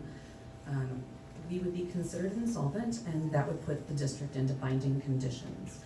It's a technical term defined by the state, and there's rules at OSPI, the Office of Superintendent of Public Instruction, about how districts are to engage in binding conditions and what that looks like. And what would happen first is a financial oversight committee would be appointed, which would be made up of members from the Office of Superintendent of Public Instruction, as well as some members from the Educational Service District that provides our resources and supports. And we would have to start having conversations about limiting expenses and opening contracts, whatever that may look like. As I said, it's our goal to avoid binding conditions and to do everything we can in our power to stop our bleed of resources this year and see where we can try to gain additional revenues. We are not alone in this challenge. There are currently 6 districts already in binding conditions in the current year, and they're listed here.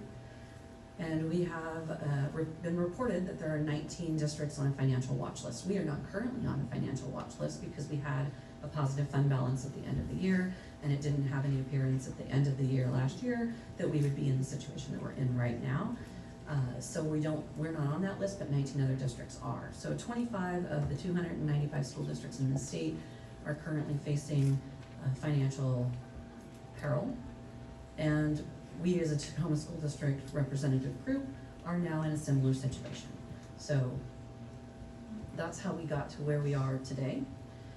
As we start to work towards budget development, we're following our same practice we've always done it's been almost 10 years now that we've been following this practice.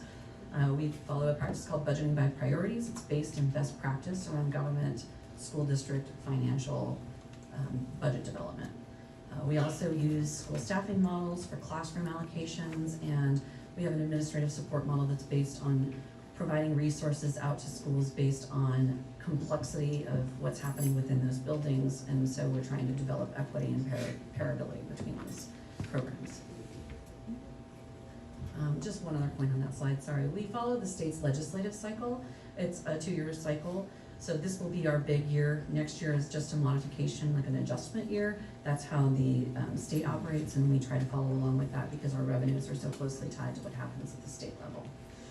As we work through budget decisions, we have been guided by the board. The board adopted guiding principles. They are listed here, and they are in this packet if anybody would like to see them online. I know they're not easy to read up if you're in the back, but these principles are intended to provide us with a list of guidelines on how we go about making those cuts and what thought process we're to engage in as we go through that. And it is important for me to point out that if positions are eliminated, it's our goal to make every effort to reassign displaced employees into vacant positions for which they qualify. So that's a tenet that we have.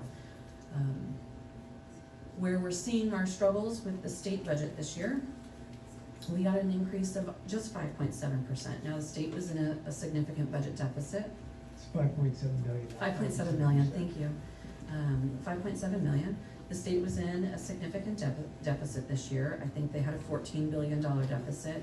So I don't fault them in the respect that I think that they had difficult decisions to make as well, and this was the best that they felt they could do in difficult times. But given the landscape of education, this becomes very problematic for the district. $5.7 million does not cover the costs that we are seeing in our current budget and in where we anticipate the increased costs of salary and benefits and other escalated costs. The legislature also approved levy increases. This means they're pushing some of the burden of funding schools back onto taxpayers, which can be problematic because we don't want to overwhelm our taxpayers locally. At the same time, we have a current levy in 2026 that will start to be collected at $82 million. That was approved back in 2022. We have no anticipation of changing that. It's too risky for us to try to go back out for a levy. We've actually already missed our deadlines anyway, but we've made the determination that it was too risky to hand over $82 million. We have to actually give up $82 million in order to try to get a higher rate from our taxpayers. So we're making do with the $82 million that we have. We will be going out for a levy in 2026 in February. We have had great support from our Tacoma voters in the past, and I think that we've done great things with the resources that we've had.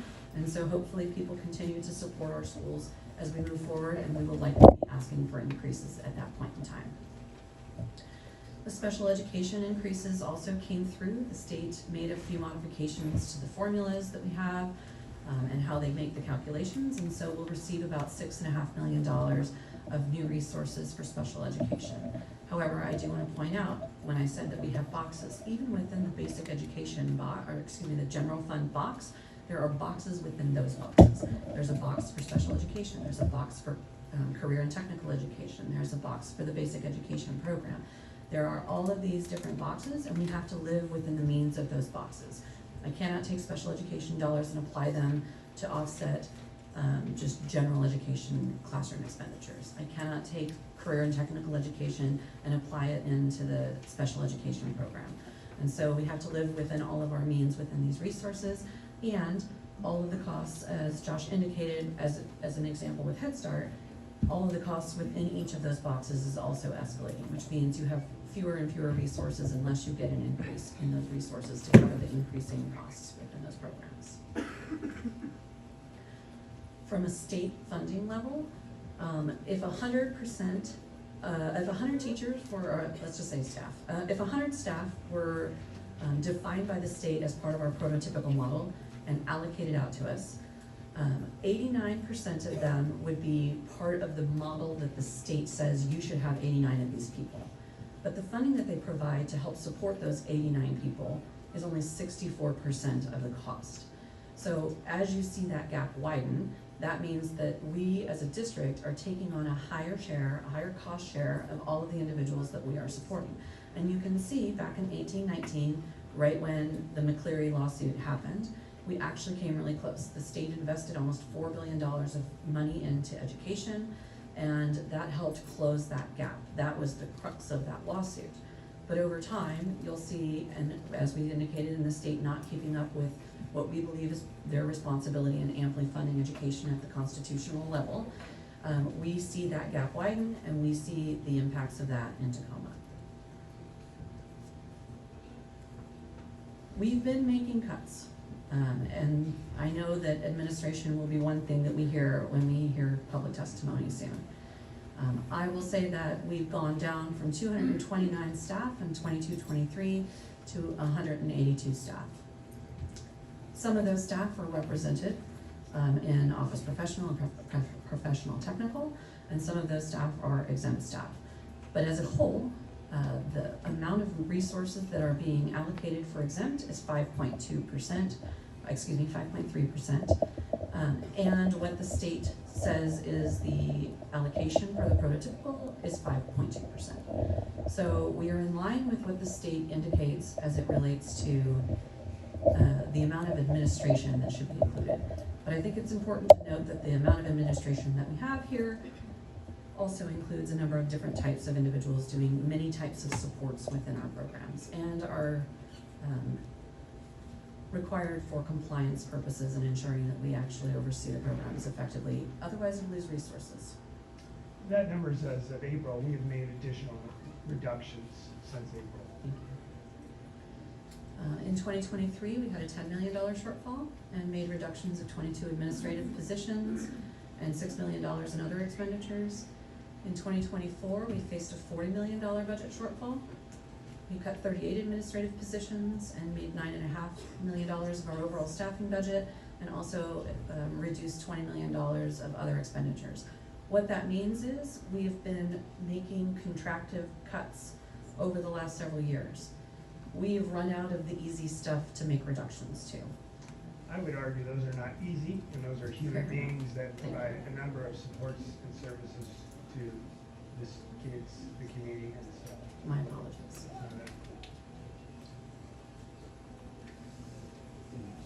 As we're building our next budget, we need to have a sustainable budget. We need to have expenditures that are within our revenues, and we need to be able to find a way to reserve fund balance so we have rainy day resources available.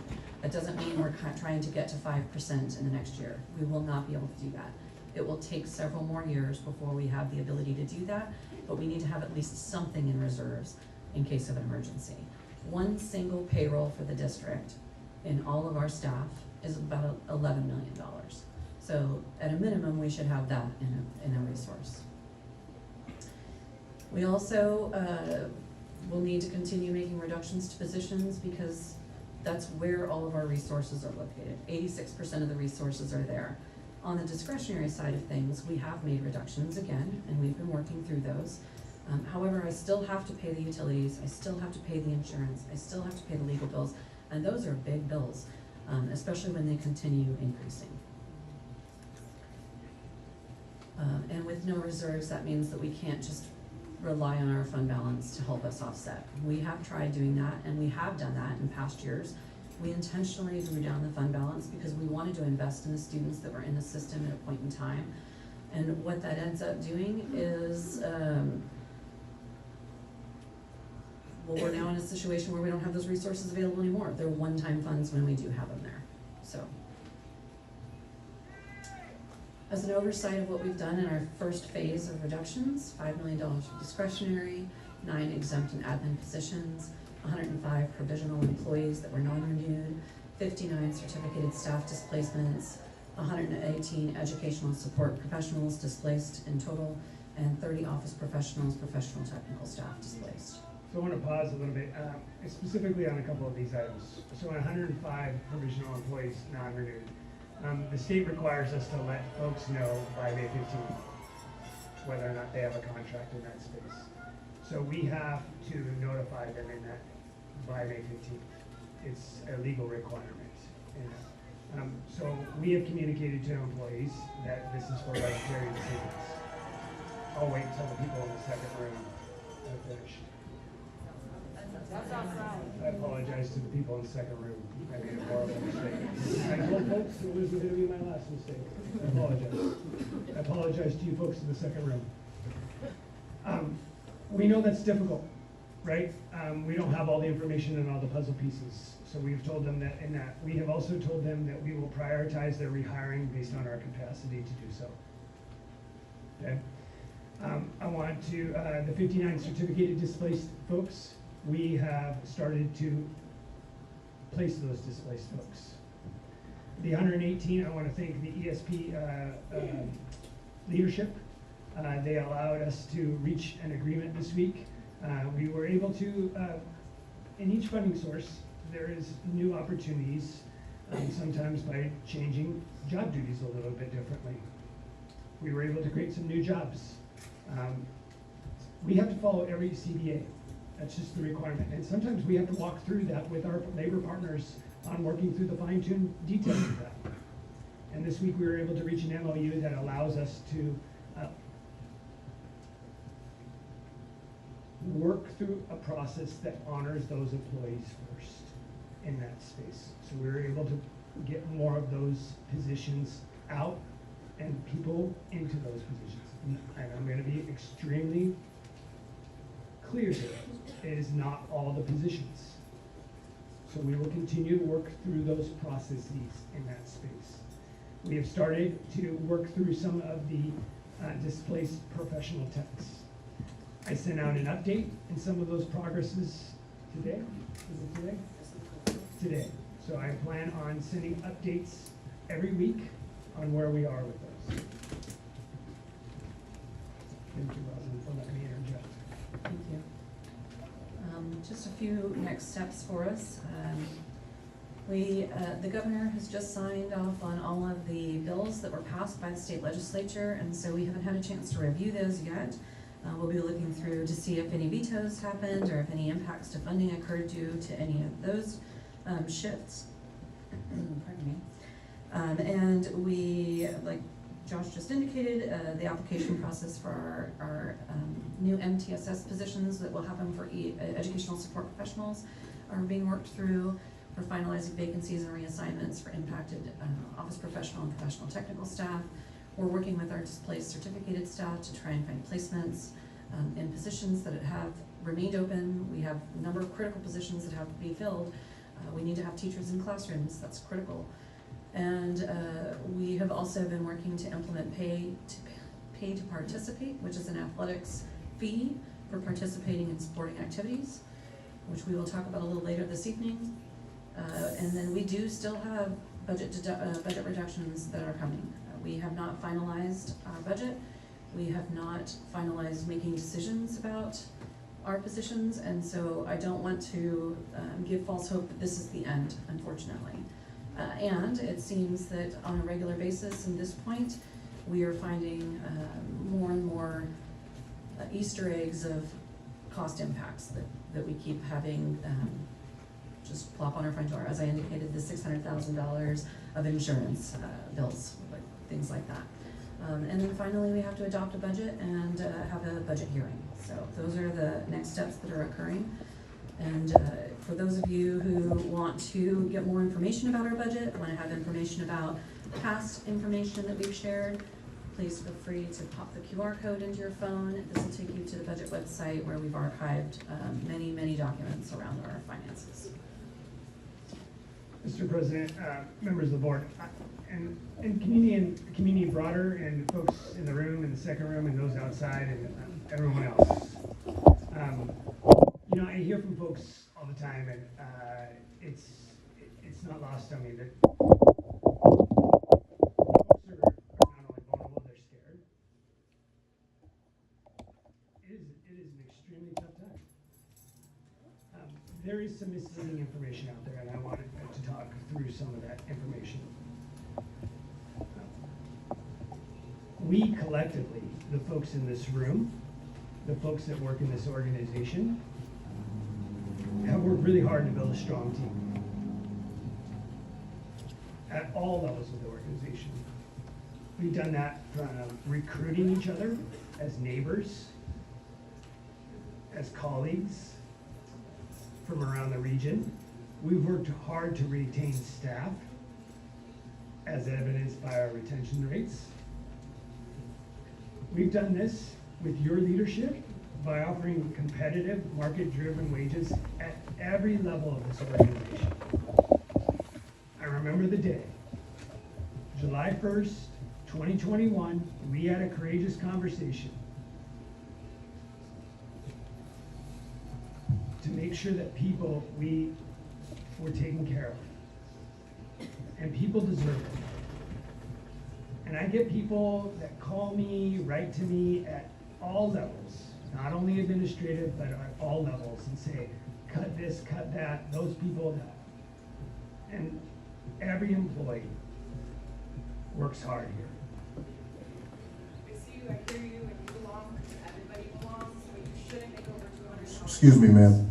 I gave you, yeah, thank you. Go ahead.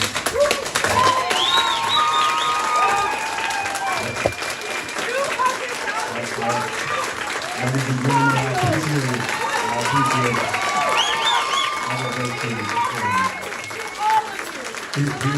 Here's what I'm gonna say. We are here for the, I'm not trying to suppress, okay? But we are in a business meeting. If y'all wanna do all of that, you know, it can go back to social media. But this is a business meeting, so I'm just asking, please. Okay? Thank you. And yes, I said social media if you're confused. Thank you. There have been no excessive raises for teachers or other staff. They have earned it. There are no clothing allowances. There have been no excessive raises for administration. They are based off of market-driven salary analysis.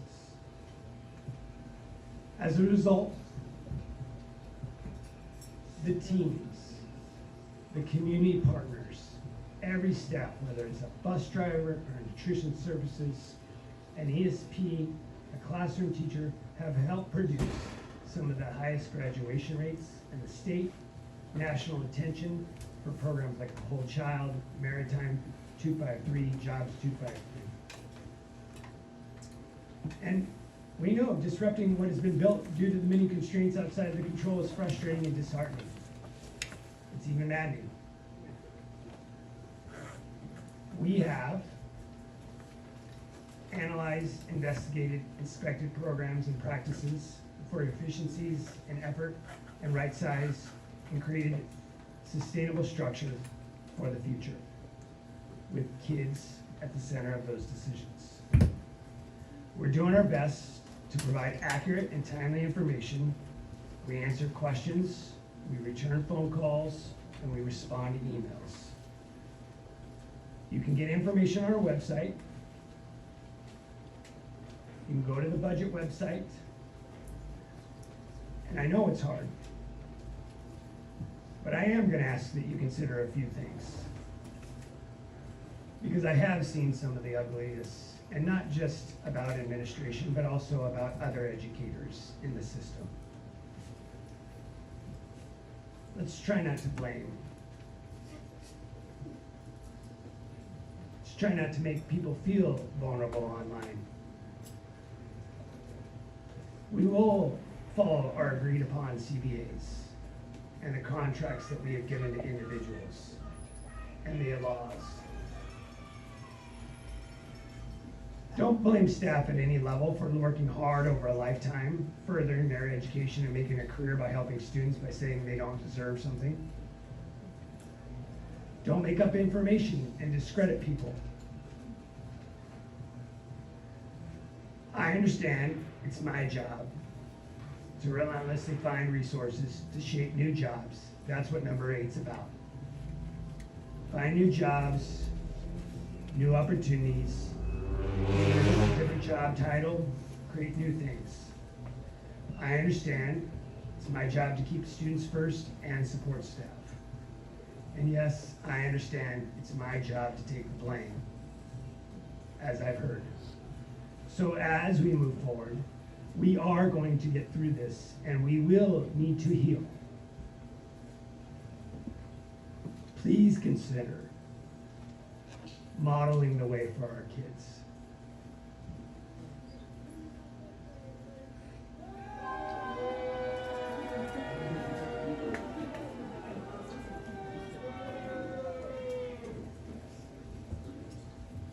Just for clarification, is that the other room? Yep.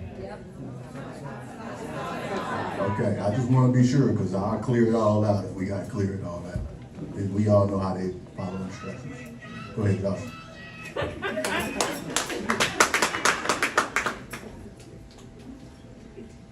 As we go through, and I'll just wrap up because I know folks want to be heard as well.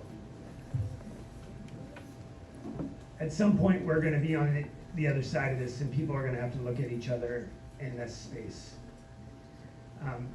As I've gotten emails and heard from different folks, sometimes those emails include individuals, and some of those individuals have also lost their jobs. As I've heard from other community members that have attacked labor groups, that's not okay. It's difficult. If you gotta blame somebody, let's keep it focused, even if it's tonight. Keep it focused. Thank you. Those are my comments tonight. Appreciate it. We're gonna move on to agenda. I actually had 2 questions. Oh, for sure. Okay, I forgot Roger's still standing there. I know, right. I just wanted, early on in your presentation, you talked about the grant funding that was rescinded by the federal government. Is that estimated amount about $5,000 or $5 million? Is that approximately how much of it so far? The playground grant was close to $1 million. Outdoor education, I'm not sure. I don't remember. I'm sorry. That's okay. And then the mental health grant was many millions of dollars over several years. We utilized at least one of the years.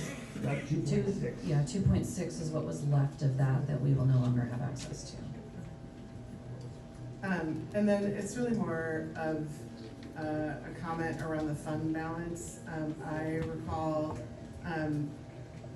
almost 6 years ago, before I joined the board, hearing about the fund balance and how the fund balance should be spent in certain ways, and I was, influenced by opinions, and then I got here, and within 3 months, COVID hit.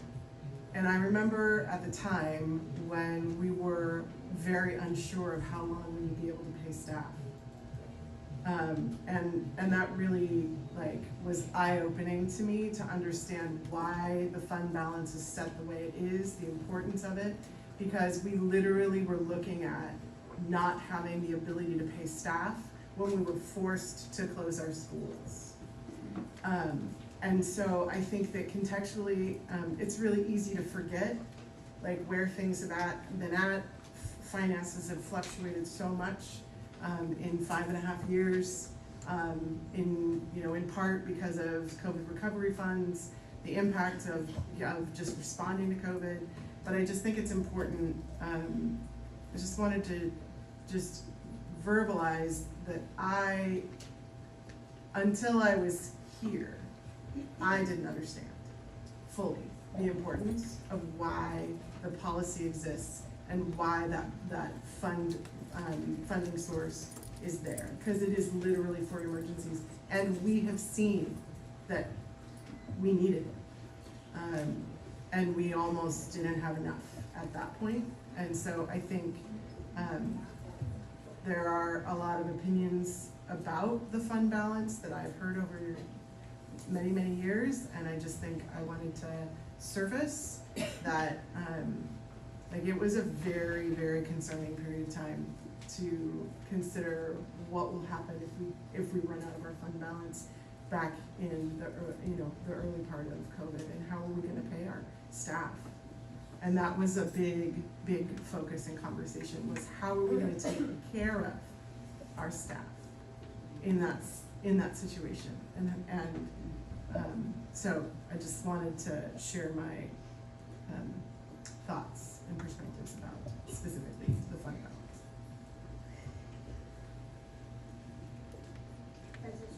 Before you move into item 9. I was gonna ask if anybody else had anything else for Ross, because she's been up there. I don't have anything for us. Thank you. Thanks. I just wanted to point out, before President Strozier has to bang his gavel, if you turn in a blue card before we actually read item number 9, you are able to speak. So if you do feel like you didn't have time to turn in that blue card, I'm stalling for you right now, because I know everybody in the room wants to be seen, heard, and respected and valued. And I'm giving you that grace to be seen, heard, respected, and valued, because there's rules within a business meeting. I know that we have a lot of blue cards turned in, but as I continue to stall, because I see people moving, get what you need done so that you can be seen, heard, respected, and valued. If you do need to make a very large, loud statement, there is an amazing rally outside. As a proud member of SEIU 95, I love sitting on that side of the room. And again, I am stalling because I'm also a union member and I totally get it. So that time is going to run out very soon when I stop yapping, because then he has to move into item number 9. But I just want everybody in the room to understand, in a business meeting, the chair or president has to bang their gavel and we have to follow the rules. I don't want to follow the rules either, but we do. So since we do, I just wanted to give people that grace and that time, because if you start yelling in the room, making grand and loud statements, the room can be cleared, the meeting can be adjourned, and then all the people who followed the rules and turned in that blue card won't be heard tonight. So again, I'm only whispering and stalling for you because I want to help you before he has to bang the gavel and to respect you. I really do want to hear you all tonight. So with that, I stalled enough. So if they start doing it and you gotta do what you gotta do, that's up to you. Thank you. Agenda item number 9, members of the public wishing to address the board. I do understand that we have 18 cards, 19 cards. We got One more. I was stalling for him. As we get that overall count, I'll go ahead and dive into this makes 21. 21.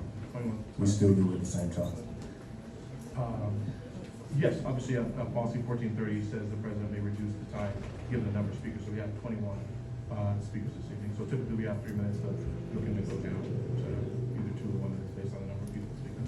For sure. I'm feeling gracious this evening, so let's see. School board members encourage your public participation. Your civil input is appreciated. Board members will not respond to your comments during the meeting. The superintendent or designee will follow up with you after the meeting if action is needed. Instead of speaking at a meeting, you may also send an email to the board at board@tacoma.k12.wa.us.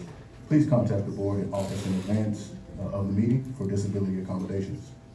Under Board Policy 1430, public comment, the board president may terminate an individual's comments when the allotted time has passed and may interrupt the speaker to require the same standard of civility that the board imposes on itself. Examples of uncivil comments include comments that are libelous or slanderous under a legal standard, are an unwarranted invasion of privacy, are obscene or indecent pursuant to the Federal Communications Act or any rule or regulation of the Federal Communications Commission.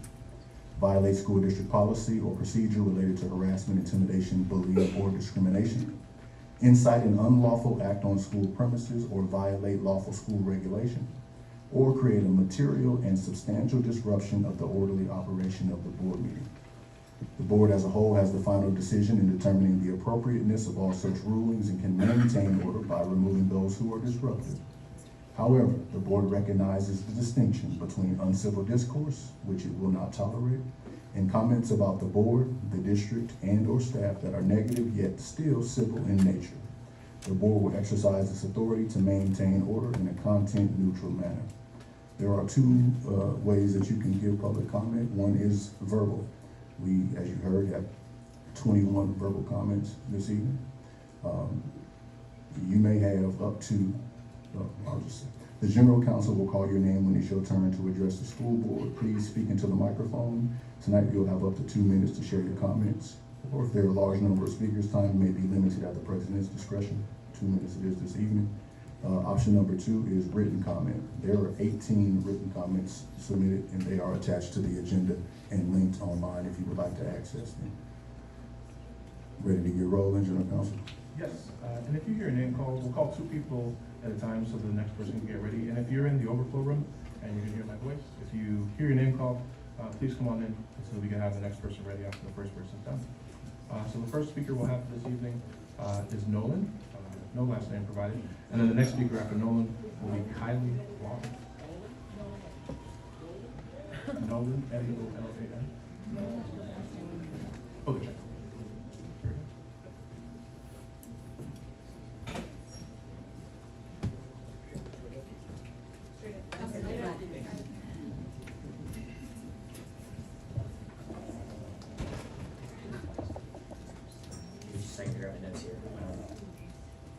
Hi, I want to provide you guys with the empathy and understanding you're asking for. That's very difficult to do when I don't see that being reciprocated for our teachers.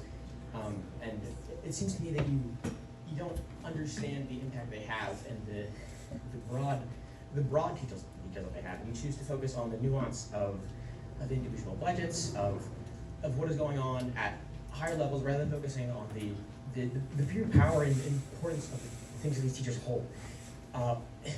Teachers have done incredible things, both for me, and losing these teachers would be something that would be absolutely devastating. I'm a student of Idea High School. We're losing Tony and Merwin, 2 fantastic teachers. Merwin has made great and fantastic strides in our ethnic studies department, in our English department. I've never even had a class, but I've seen students who've improved every day, who have changed their mind on things, who have grown so much, and they're losing just a beautiful mind who's incredibly good at educating. And this is happening to thousands of jobs at an expense that it feels to me to be unfair. And you know, I'm not the greatest at math. Perhaps I'll get worse at it as I lose educators. But I would encourage you to look closely at what you're doing and what you are willing to provide for yourself without considering others, without showing empathy for your fellow man, just for the people around us. I'd ask you, please, as a plea of empathy, to consider the students and to consider how important these teachers are to us. Thank you.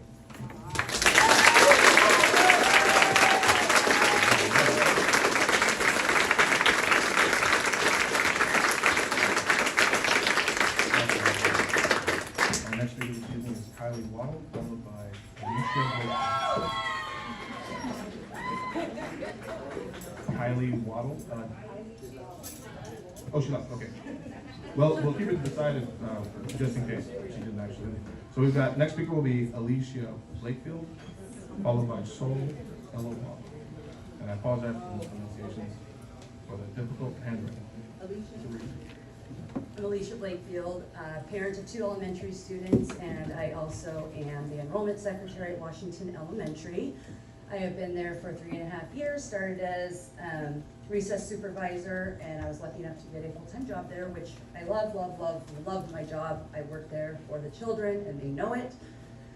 On a personal level, I just finished my degree to be a teacher because I was passionate about the children. And I want to work with them more on a one-on-one. I just love them.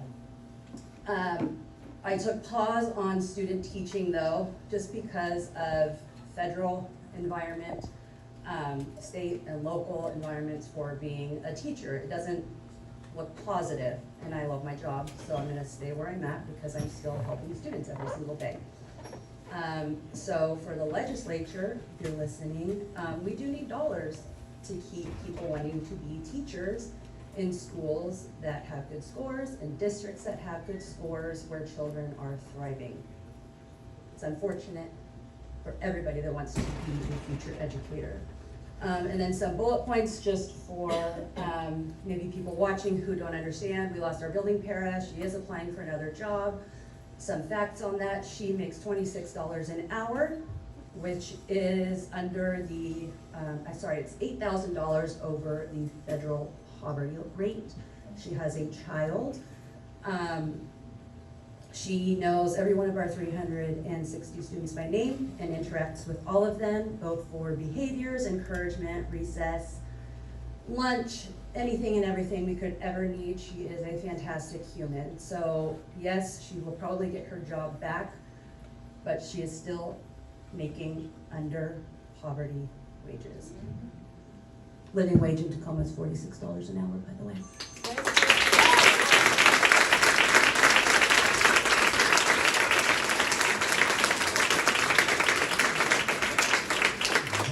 Our next speaker is Saul Eloa, followed by Nikki Amy. Hello, I'm a student at Lincoln High School, and I appreciate the efforts you all took in managing the budget in this tough time.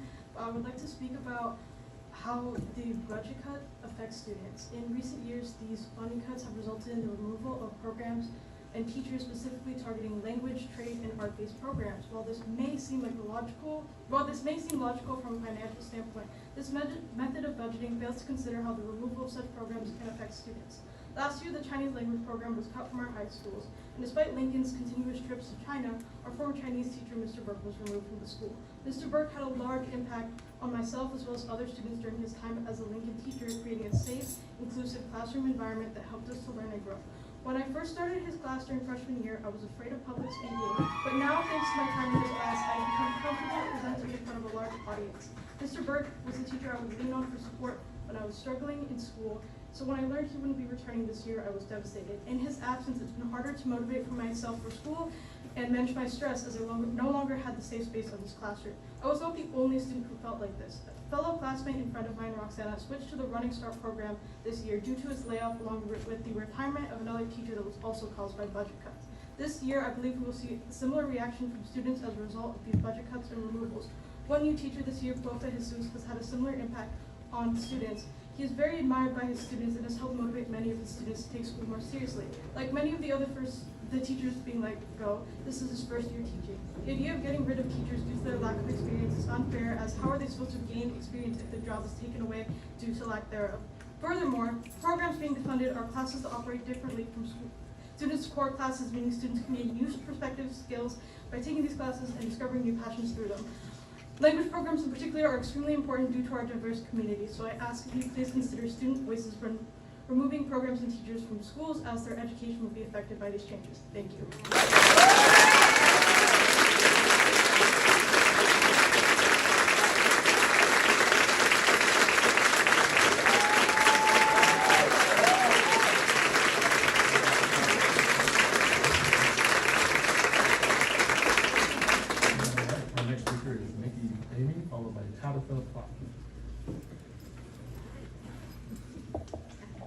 First of all, thank you for pronouncing my last name correctly. Nobody does. Unless I have I am currently, for the next few weeks, up here inclusion preschool teacher. I'm not here to talk about me. I'm not here to talk about teachers and our importance. We all know that. I'm here to talk about my kids. I will fight and advocate for them, whether I am their teacher or not.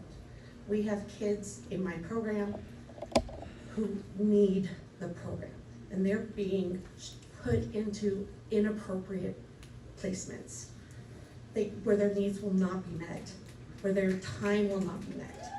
We have such a diverse group of our special education students, and we need the best for them.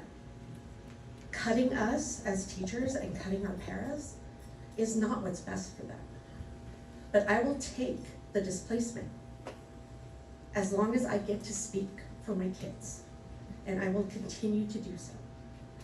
I will also continue to speak for our educational support professionals because I can't do my job without that woman over there.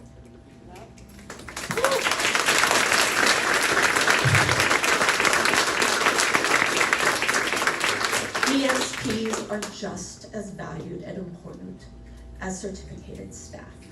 We cannot do this job without them. Our kids thrive because we have ESPs and we have committed special education teachers. This will help us reach the goal of inclusivity, but cutting them and making them go into classrooms that they are going to sink in. They're not going to get the attention they need or the resources they need. Is not serving that. And I will keep doing this, and I will keep pushing through my social anxiety. And I'm about to cry, but I will continue because that's what they deserve. Woo!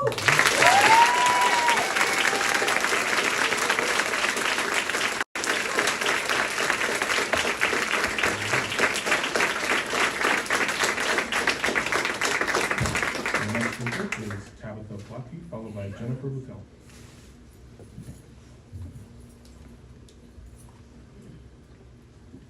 Good evening. The first thing that I would like to address tonight is the district's primary goal is to minimize the impact on the classroom environment to the best of our ability. In my building, 5 provisional teachers are not receiving contracts. Many of my students have 3 of these teachers this year, some have 4. Our librarian is not yet sure what their role will be next year. All 6 of these educators are active in our school community. They direct plays, advise clubs, coach athletics, chaperone trips, and mentor our students. Along with the emotional impact of losing these individuals, the remaining teachers will inevitably feel a shift in our class sizes and responsibilities. These effects don't include the loss of our instructional coach, athletics director, or paraeducators, educators who interact with students on a daily basis. As of last week, over 300 educators and